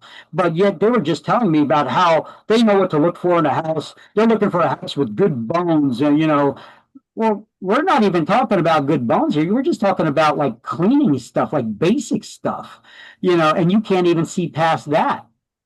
So taxes, is it a high taxed area? Is it in a flood zone? May need a longer time to sell the house. Let me ask you, I'm sorry. If agent showing you house and this kind of issues like a bed is not made or some dirty clothes on the floor, so how about the agent impression from the buyer or seller purpose of the view? Oh, this agent not showing good houses, they're dirty. Don't they feel like that way? Agent impression not gonna be down? No, it's an experience. I don't know what's in that house. I don't know if that person made the bed or if they got their shitty on the floor. I see. Go in the front door with people. I make it part of the experience that we're both experiencing it together here. If I've never been in this house before, we're like, oh, let's take a look and see what this looks like on the inside. And I was like, hey, we're experiencing this together. So I'll open the front door and we'll go through the house, and you could lead the way, and I'll just follow along. You got any questions? I'll answer whatever I can for you. Okay. Where do you want to go upstairs? You want to go with the basement, or you want to start with the ground level first? And then we go and we explore the house together. So we got something. Look, you can't control some stuff. I've shown houses when people are home, and I remember showing houses to this couple, and they had two small children. They were toddlers, and we're going upstairs to see the bedrooms upstairs. So we go into one bedroom, and then we go across the hall to see the other bedroom. But we get into the bedroom, and there's large posters of naked women all over the place. It's a teenage kid there, and he's got all these naked women on the walls. It's like, you got little children here who are showing a problem. It's like I didn't know what was in there, but I give the suggestion to their agent and the homeowner. I'm like, you really should get your kid to remove the pornography from the walls. You're gonna have a hard time selling a house. Okay. Okay. Agents may not say nothing, but sometimes I'll throw it out there, depending on the situation. Of course. Yeah. Let's see. We have to use a lockbox so that we could do showings. Agents from other agencies can do showings when the homeowner is not home. We could set up an appointment and tell them just to use the lockbox to get the key to go inside. Are we allowed to post a for sale sign on the property or not? That can take it longer to sell if nobody knows it's for sale. Clutter, hoarding, garbage. Does the doorbell work? First impressions. You ring the doorbell and it don't work. right off the bat, I've had people say, geez, we haven't even gotten in the house yet and the doorbell's broken. What else is messed up in this house? Or the paint is peeling on the front door. That's a basic repair. I usually don't tell people to do repairs or improvements to their houses. I don't give any suggestions like that because there's no guarantee that that repair or improvement is going to end up selling the house, or you're going to get feedback for it, and then you're going to be complaining to me that or complaining about me on that I had you do all these improvements and repairs and it didn't reflect in any additional money for you, or you weren't able to sell it still or whatever. So I just tell people, like, on the basic stuff, like the paint's peeling on the front door, scrape that lead paint off. That's the only kind that will crack and peel like that, is the lead paint. I say scrape that lead paint off the front door and repaint it. Okay, first impressions. You know, get a remote control doorbell. You know, you could get them. You don't need to subscribe to services in order to have a Ring doorbell or something like that, even though you could get some of these doorbells cheap enough. Get a remote control doorbell. Who cares if the wiring to the house is messed up? You got a battery operated doorbell. Who cares? It'll work. Hey, first impressions. Make sure the owner's kids removed any posters that may be offensive or nudies. You know, there we go. Told you I came across it. Is the property distressed? Are they going through bankruptcy, divorce, short sale, foreclosure, or estate sale? We'll need to know. It could take longer to try to sell some of these homes unless we price it aggressively. If it's priced right, we could sell anything. Oh, almost anything. Let me correct that. The list, how long of a listing is not always play a role if the house is properly priced. If a house is properly priced, you should get offers within 30 to 60 days. If you don't get any offers in the first 30 days that house is on the market, you should seriously consider lowering the price. Okay. If you don't get any offers in 60 days, you need to reduce that price by about 10%. It's overpriced by at least 10%. If you're not getting showings or not getting offers, it's overpriced. It's overpriced. The only reason. How much commission, if any, is the seller offering to pay for the buyer's broker's fee to try to get them to incentivize their buyers to come in? So how much commission is being offered? The broker cooperation, if any. Yeah, let me add that there, if any, because these days they don't have to. So some people aren't, and that just makes it harder to sell their property. Which line is that? Trying to locate that right now. I'm gonna make it offered. Here we go. If any. Down here. So how much commission is the seller offering?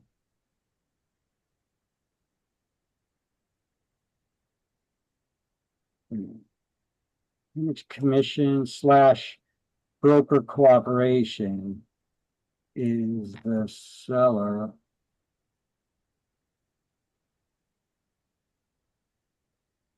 offering, if any? So if you are editing, when I see right now, I don't see that whatever you change it. Later on I can see that, right?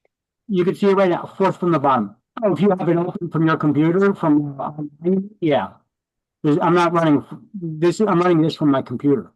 I'm not running this from the slideshows that are in a shared Google Drive. Okay. So you're not going to see in real time. I have to delete those ones and then replace those slides with these. Oh, are you going to do that? No, right? Yes. I do it every day. Okay. Any chattel included or fixtures excluded from the sale? Is a seller concession or agency bonuses being offered? What is a seller's concession? It's any money that the seller concedes they give up to the buyer to help them with perhaps paying the closing costs so that they could try to do the sale. Now, of course, if this is a highly desirable area, people got the money, the sellers are not going to offer this. But it depends on the market conditions and where it's at and how long has the property been on the market. You may tell the seller, they may consider offering a seller concession. Is there a home warranty being offered? I always tell sellers include a home warranty and even offer to pay for it. It's a 1-year home warranty. It could cost you upwards of $600. But after the home inspections come negotiation time, you don't need to do anything. You don't need to renegotiate. You don't need to say that you're doing any work. You say, I included a 1-year home warranty. Who's going to sell you a house and then warranty all the major appliances in it? I'm doing that. So you got to guarantee that if anything breaks within a year after you buy it from me, it's covered. I'm paying for that insurance for you. You could even continue that insurance after. And the bonus to that is when you got a listing and the home warranty, they got a home warranty. If anything breaks during the listing period, the homeowner is covered, even though they didn't buy the warranty yet. And I've had this happen where water heater blew and they needed to replace the water heater. They just need to pay a $75 service fee and everything else was covered. The cost of the water heater, the permits, everything was covered by the insurance company. So how do we price properties properly? Well, the owner determines the listing price, that asking price, with the advice and counsel of their real estate professional, that's us, who educates them by doing a CMA, the comparative market analysis. We do those for consumers for free. We do BPOs, those broker price opinions, for lenders in exchange for a fee. CMAs are usually complimentary, they're free. They're not a free appraisal. You should never call it an appraisal because we're not licensed appraisers. CMA Workshop is that class that I suggested you guys take for less than $100. You could be taught by a group of appraisers how to value properties. So they could probably do a better job training you on how to do that than your broker. And it's tax deductible. The actual selling price is determined by agreement between the owner and the buyer. So it's the market that determines the value, which a ready, willing, and able buyer is willing to pay. If it also appraises for the price, of course, if they're getting a loan. Otherwise, the lender will not lend the money. Remember, the house has to appraise for the purchase price. No lender is going to lend you more money than an appraiser just said it's worth. So let's do the highlights that say all that stuff on page 189.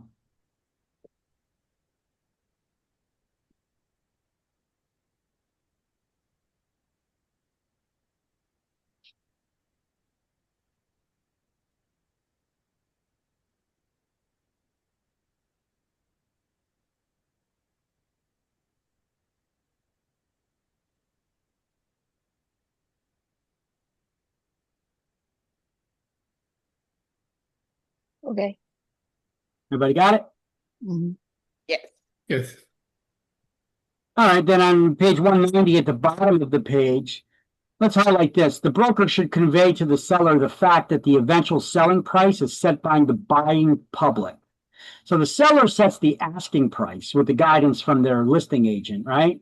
But the buying public is the ones that actually set the selling price. It's whatever a ready, willing, and able buyer is willing to pay. That's what determines market values. The brokers who convey to sell. Yeah, as your agent, I cannot guarantee you that I'm going to sell your house. No agent can do that, let alone how much it's going to sell for.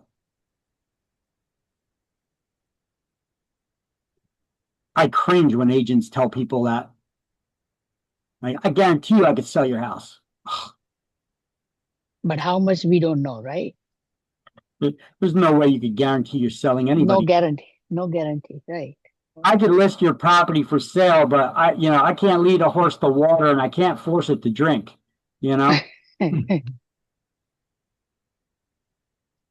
All right. So this chapter is done, but I put together a couple more slides to help you understand how these CMAs work.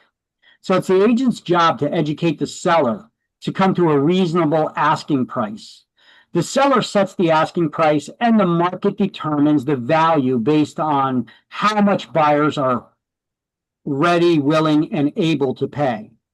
And when we set the price, we must have at least a minimum of 3 compatible properties to compare it to that are similar to the subject property we're trying to determine the value for. So we do CMAs for sellers when trying to list the property at a proper price, but we also do CMAs for buyers when trying to put together an offer. At least you should be. You don't just ask them, what do you make a full offer price? Things are selling like hot potatoes in this area. No, you may want to do a CMA. See if they're crazy with the asking price. If they're crazy with the asking price, you may suggest them to make a lower price because this price is well above the market value of anything that is sold. The CMA will be able to tell you that. So why do we show active listings? We show actives, under contracts, sold, expireds. We show days on market and advertised days on market. So why do we show the active listings to owners when we do a CMA for them?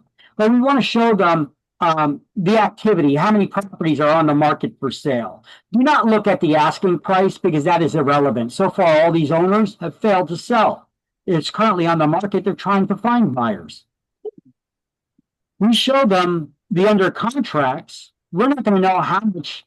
This is just to show them the activity, how many people are making offers that sellers are finding acceptable. What kind of actual marketplaces where people are making offers that sellers are finding those offers acceptable. Now, there's no way for us to know at this time what those offers are. We can't call up the listing agent. They're not going to tell us what the other offers are in the property. They can't. You can't disclose that. That's not treating everybody fairly and honestly in the real estate transaction. Other agents, they can't disclose that information. Right. Under the contract means for how many days you can have this in contract, under the contract? Under contract means that an offer was made. It was accepted by the seller. They both signed it. It went to attorney review and they're now out of attorney review. So they're in a legally binding contract together. That's what under contract is. Yeah, but it can stay for how long under the contract? Forever.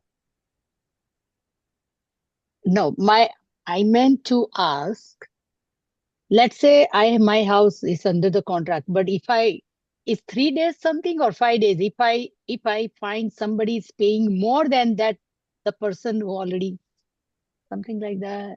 You're under contract with somebody, you should not be considering other offers. If you do, the person you're under contract with, if you break the contract, when you're breach of contract, got it.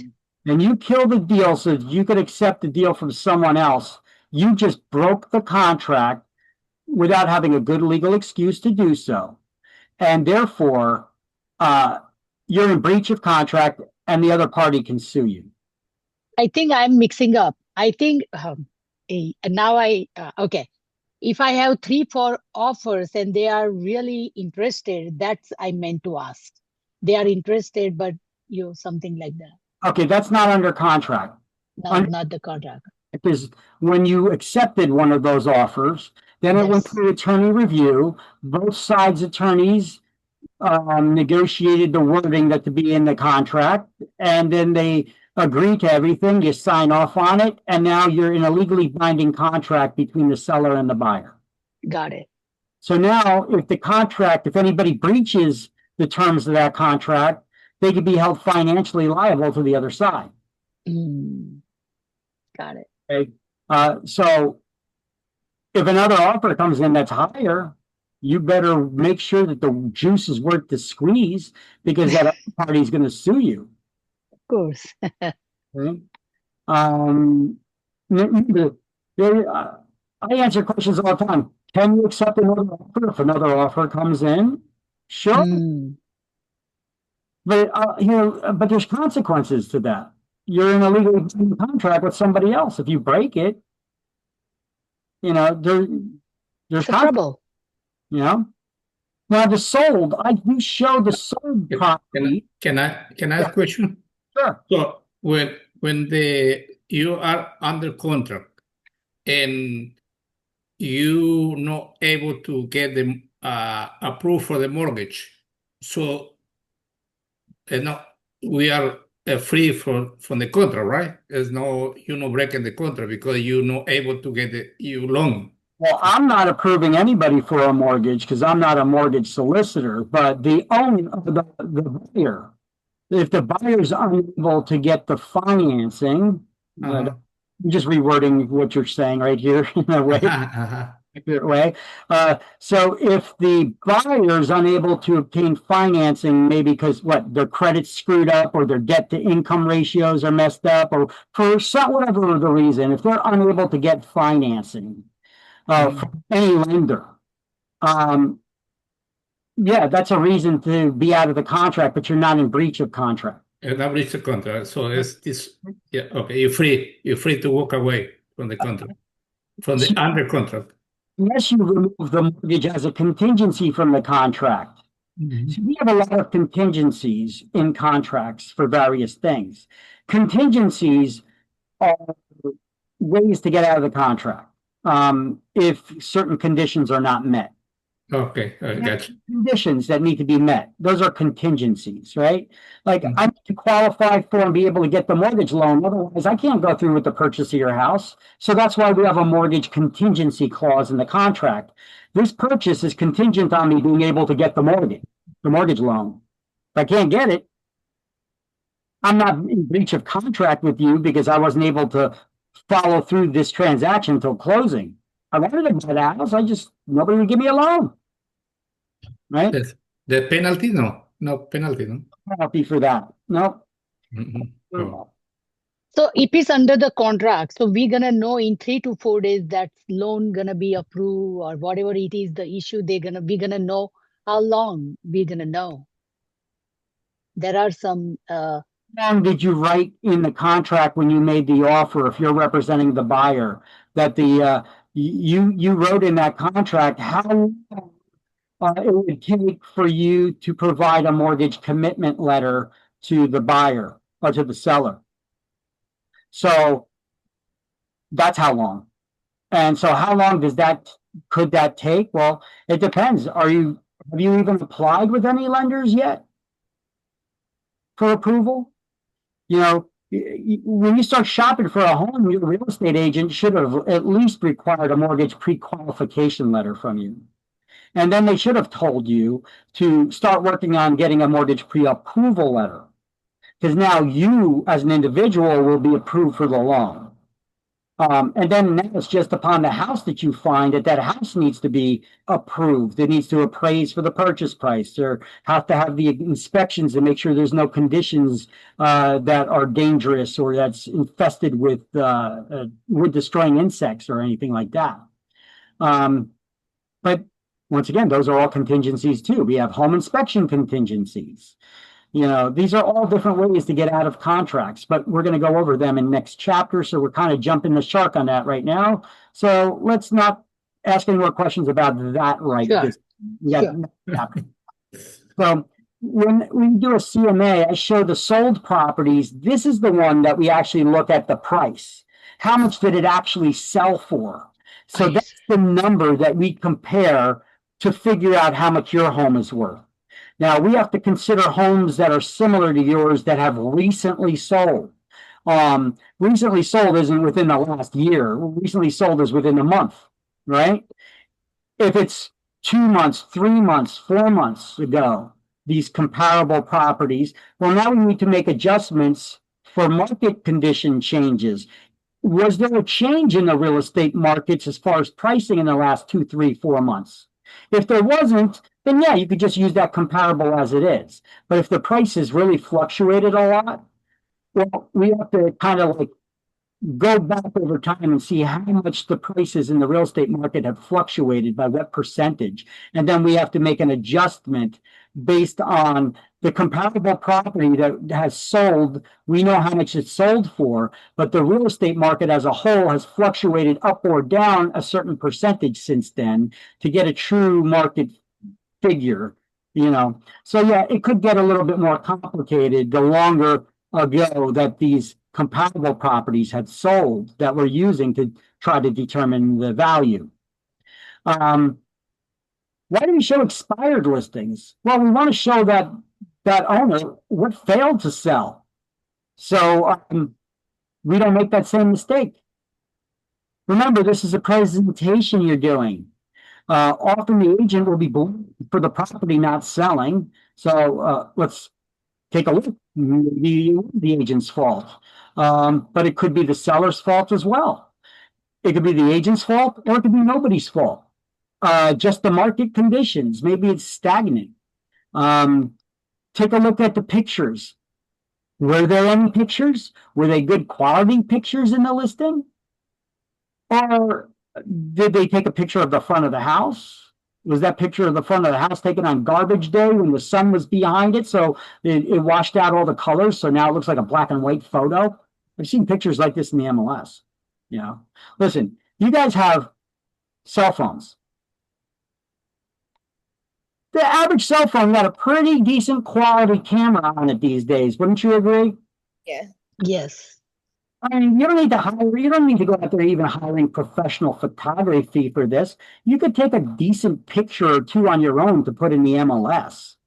Take a couple pictures inside, but do it from like an artsy perspective. It doesn't need to show the whole entire room. Like I've seen some agents, they did good jobs on this, or they may have hired professional photographers for this, where they went in a house and they had like a nice shelf with decorations on it. So they took a picture of the wall with that shelf and the decorations that looked pretty, you know, and like it didn't show the full room. It just like showed like little portions, bits and pieces that were enough to tease buyers who see these pictures online, right?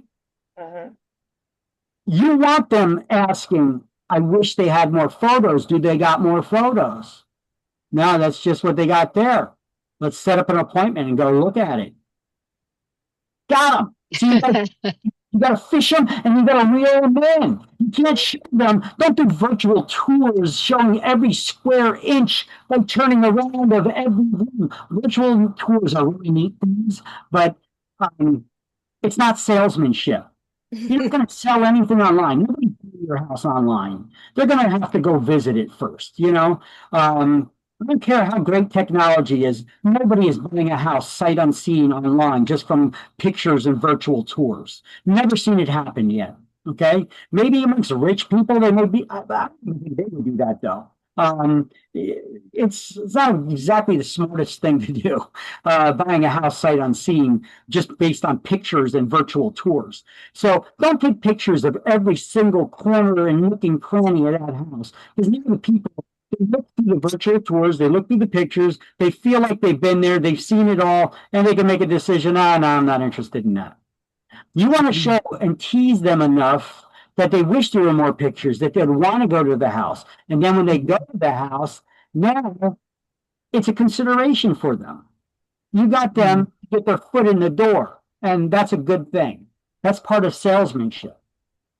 People start calling up looking for houses. What is your objective? To get them to your office so that you could get them to show them the houses. You could build rapport. So even if they're not interested in that house, maybe you could find them something else they want to buy. Right? What is the license type you're trying to get? Salesperson? So learn to sell. You got to learn some basic sales skills there too. It's not forcing people to buy something that they don't want. It's a matter of trying to learn some tactics, you know when to ask open-ended questions and close-ended questions, know when to get them to get their foot in the door. Don't show them every square inch of a house. Just take enough photos to tease them. That's what you want to do. You want to tease them so that they want more. I'm looking inside. Right? Okay, so let's see what other things. Take a look at the pictures. What was the quality? Did the agent do any puffing in the ad? Or did they just write 4 bedrooms, 2.5 baths, Summer Hall Colonial? Yeah, it already says that in the features of the listing. In the write-up, you don't need to repeat that. In the write-up, you need to do your puffing. That's where you try selling it. Gleaming hardwood, whatever kind of fancy wood floors that they are, 3-zone or multiple zone HVAC, conveniently located, major transportation, and good schools, the backyard is like your own private oasis where you could spend time. It's a vacation, but at home, whatever it is, Try avoiding words like cozy, though, if a house is small, because we know what cozy means, right? What does cozy mean? Very cozy. It means tiny. Cozy. It means tiny. Okay. We've learned this over time. So try avoiding words like cozy, because cozy doesn't, at one point in time, people used to think of it as comfortable. Yeah, that I was going to say. But in the real estate business, we know that when an agent writes cozy, that means that it's tiny. Tiny. Yeah. Now, we also show days on market. How long did the seller give that listing agent to try to sell the property? Maybe they didn't give him a long enough listing time. Or maybe it was a long listing time, but the advertised days on market was very low because they had delayed showings, coming soon listings, and all that stuff. But the actual time it was on the market for people to actually see it was very small. So they didn't give the agent enough time still. Okay. So pricing it right, getting a long enough listing, taking pictures, puffing, these are things that'll help sell a property. Okay, so how do we overcome sellers' objections? Keep in mind, all of these are slides right now. This is not in the book. This is just extra stuff I'm teaching you right now. This is practical stuff you could get. This is good stuff. How do you overcome sellers' objections? Well, what if they tell you, well, I need to get so much money for my house when they sell it? Let me ask you a question. If you're a buyer, do you care how much money the seller needs to get? You care about what's the actual value of the property. I'm going to make my offer based on the actual value, not how much money the seller wants to get. Right. Because they want to make a large enough down payment on their next house. Why do I care about that? I care about, is this house worth it? Am I getting a good deal? That, and you need to educate the seller. Current value. Buyers don't care about how much the seller needs to get, but what the current values of the market. Current value in the market. Well, I could have gotten this much money if I sold it last year. Well, then you should have sold it last year. This is a different market we're in right now. So I'm straight up with people and say, well, then you should have sold it last year. I don't mean to be a wise guy here, but you should have sold it last year. Market conditions change, and the current market condition doesn't support that price. I put this much money in the house doing all these improvements. Well, not all improvements pay back 100%. They may make the house more desirable. They could increase the value, but not necessarily increasing it so that you recoup all of the money you put in there for those improvements. Like a swimming pool, for example. You're not going to get anywhere near the cost of what it costs to put in an in-ground swimming pool. If you're going to put that in-ground swimming pool when it comes time to sell the house. Can it increase the desirability and value of the property? Absolutely. At least for those who want a swimming pool, not for those who don't. Because they'll always have something negative to say. Well, that's going to increase the taxes on the property. Well, let me see. What are taxes based on? The value? So that means that it did increase the value. Okay, but they'll increase the insurance costs too. It's a liability. Okay, well, then it's not for you. So I'm not going to do it to you. So let's go look for another house, But the thing, these are all real estate things you got to take. Value with desirability. Those are two different things altogether. Look, But you put that much money in the house, once again, not all improvements pay back 100%. They may increase the value, they may increase the desirability, but it's not going to get you everything you thought that it's going to get you. But the house down the street just sold for this much. Okay, well, let's take a look at that. Do I have it here in the comps? No, I do not. How come I don't have the house down the street that sold? Maybe it wasn't a comparable. Maybe it was not comparable to yours. Let me take a look. No, it's a totally different architectural style. The square footage is way bigger than your home. That house is practically brand new compared to yours. Your house was built in 1910. This house was built in 2010. Okay, huge difference. You know, we got to compare apples to apples here. You know, you're trying to compare it to something that's not really a comparison. You know, we need to compare similar properties, and then we make adjustments for the differences. Okay, so that house is not on the list because it's sold. It's got bigger square footage. It's got modern features. It's newer. It's got different this and that. You know, but you address those issues if that's a concern of theirs. You know, they're trying to bring up. They say, well, let's just try selling it for a little higher. Let's just try the price a little higher instead of your suggested price. Well, here's a little statement I put here. I'm just going to read it instead of going from the top of my head. The first few weeks that a listing is on the first few weeks of a listing are the most critical during the introductory period to the market. Listings can get stale if overpriced. And the longer it's on the market, buyers will question what's wrong with it. Any search for a house? Anybody ever go home searching? Yeah, I did. You went home searching. Did you see some homes that were in the market for a long time? Yeah, we saw many houses. Like, and what was your first thought? What's wrong with it, right? One of the house we found flood zone. Yeah.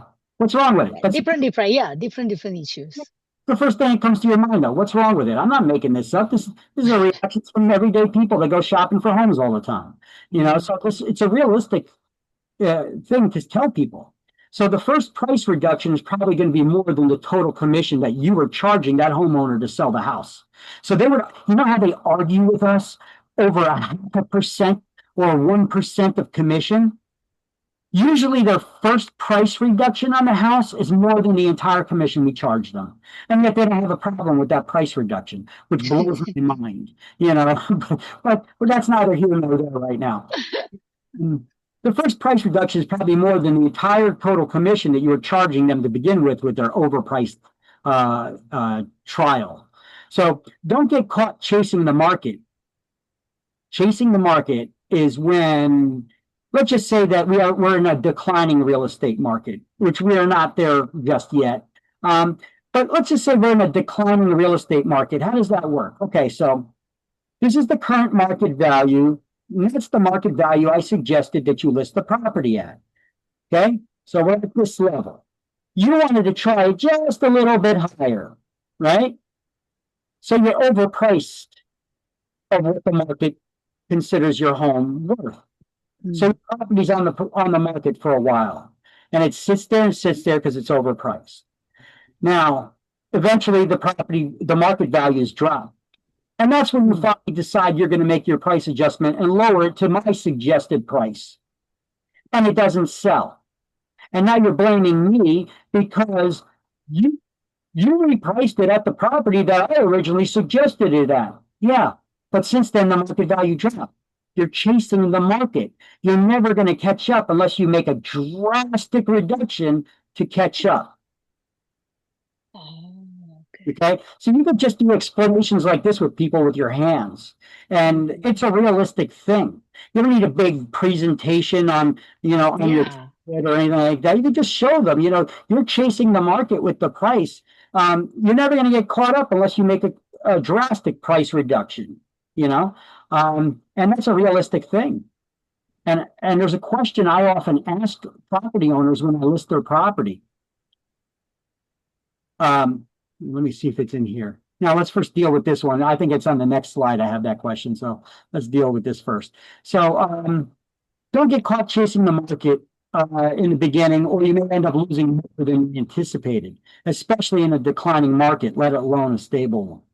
Now, a question I always ask sellers too, even if they agree to list the property at the price that I suggested. So I did a CMA, I suggested a price for them, they agreed to that price.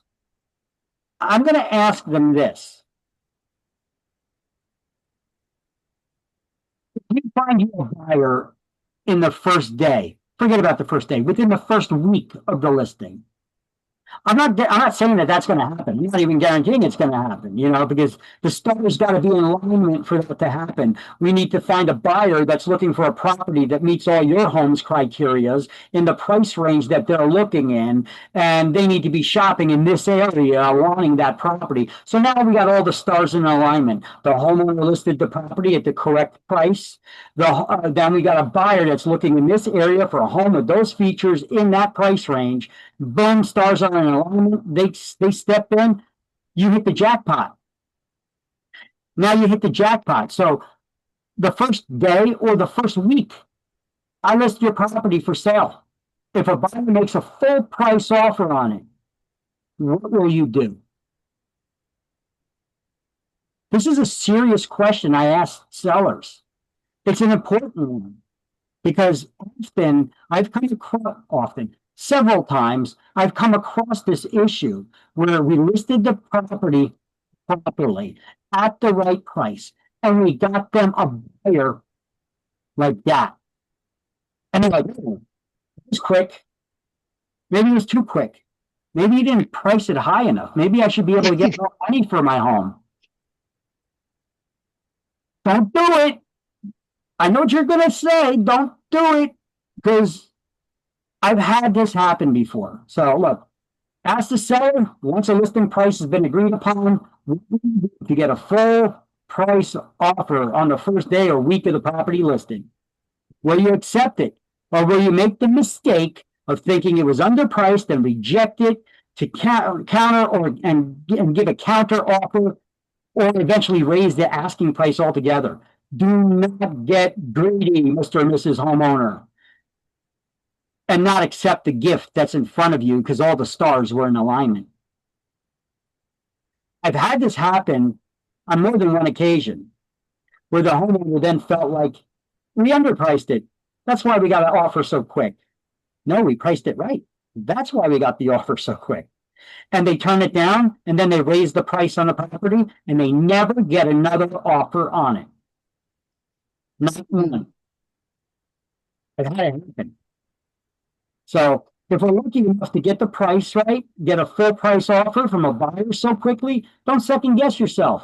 Some people get second thoughts that they may be able to get more and mistakenly don't accept the offer, and no other offers ever come in.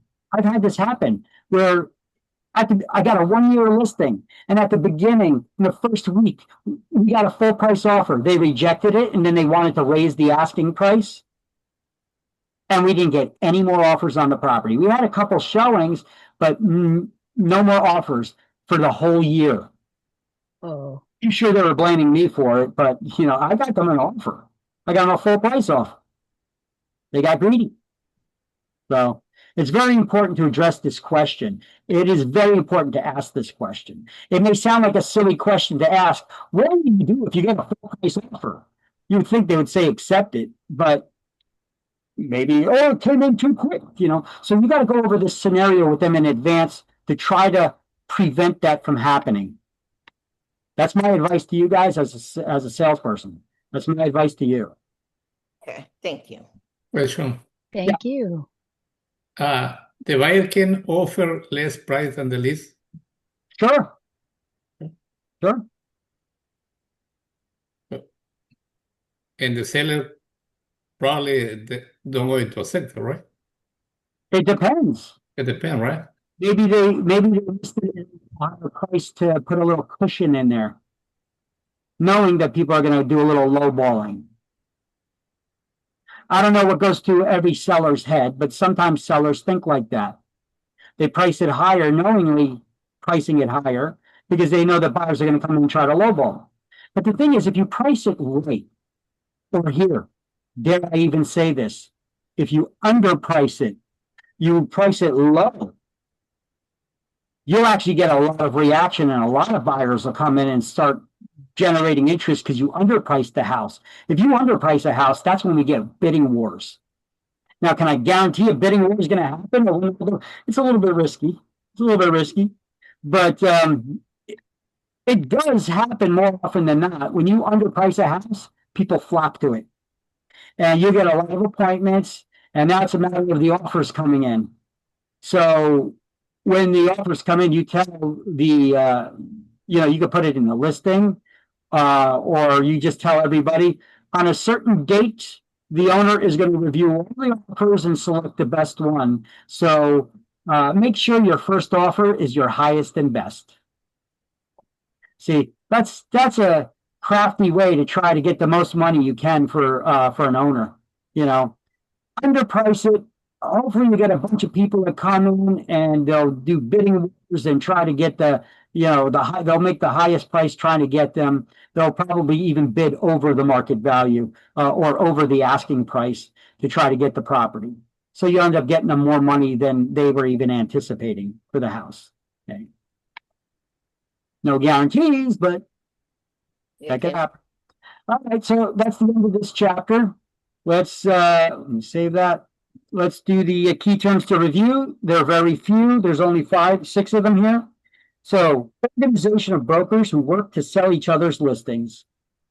Cooperative market analysis. Say what? The first one, right? No.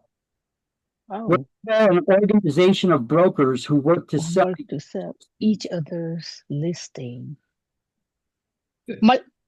Brokers, multi. 4 is A. I guess you mean the multiple listing service? Multiple listing. Okay, multi. I guess that's what that means. Yeah, sorry. Price comparison. Listing service. 4 is A. All right, price comparison for seller's use when listing property. Price comparison for seller. Open listing. Price comparison. Oh, that's the first one. For seller's use when listing. Yeah, that would be the CMA, the comparative market analysis. 1 is B. B. Listing given to any number of brokers, but only the selling broker is paid. Yeah, that's a seller listing paid. Yeah, what kind of listing does only selling to brokers, but only the one that actually sells the property and finds the buyer is the one that gets paid. The third one? No, the executive agency listing. What executive? It's exclusive. Exclusive. I'm sorry. Net listing? Nope. It's an open listing. Open listing. An open listing. Listing open listing. The owner's free to open up that listing to many different brokers, and they only pay the one who brings the buyer. Oh, yes. A listing that promises the broker will be paid unless the owner sells on their own. That's a net. Okay, no. Oh, that's a two. Exclusive agency listing. It's an exclusive agency listing. 2 is D. I don't like that.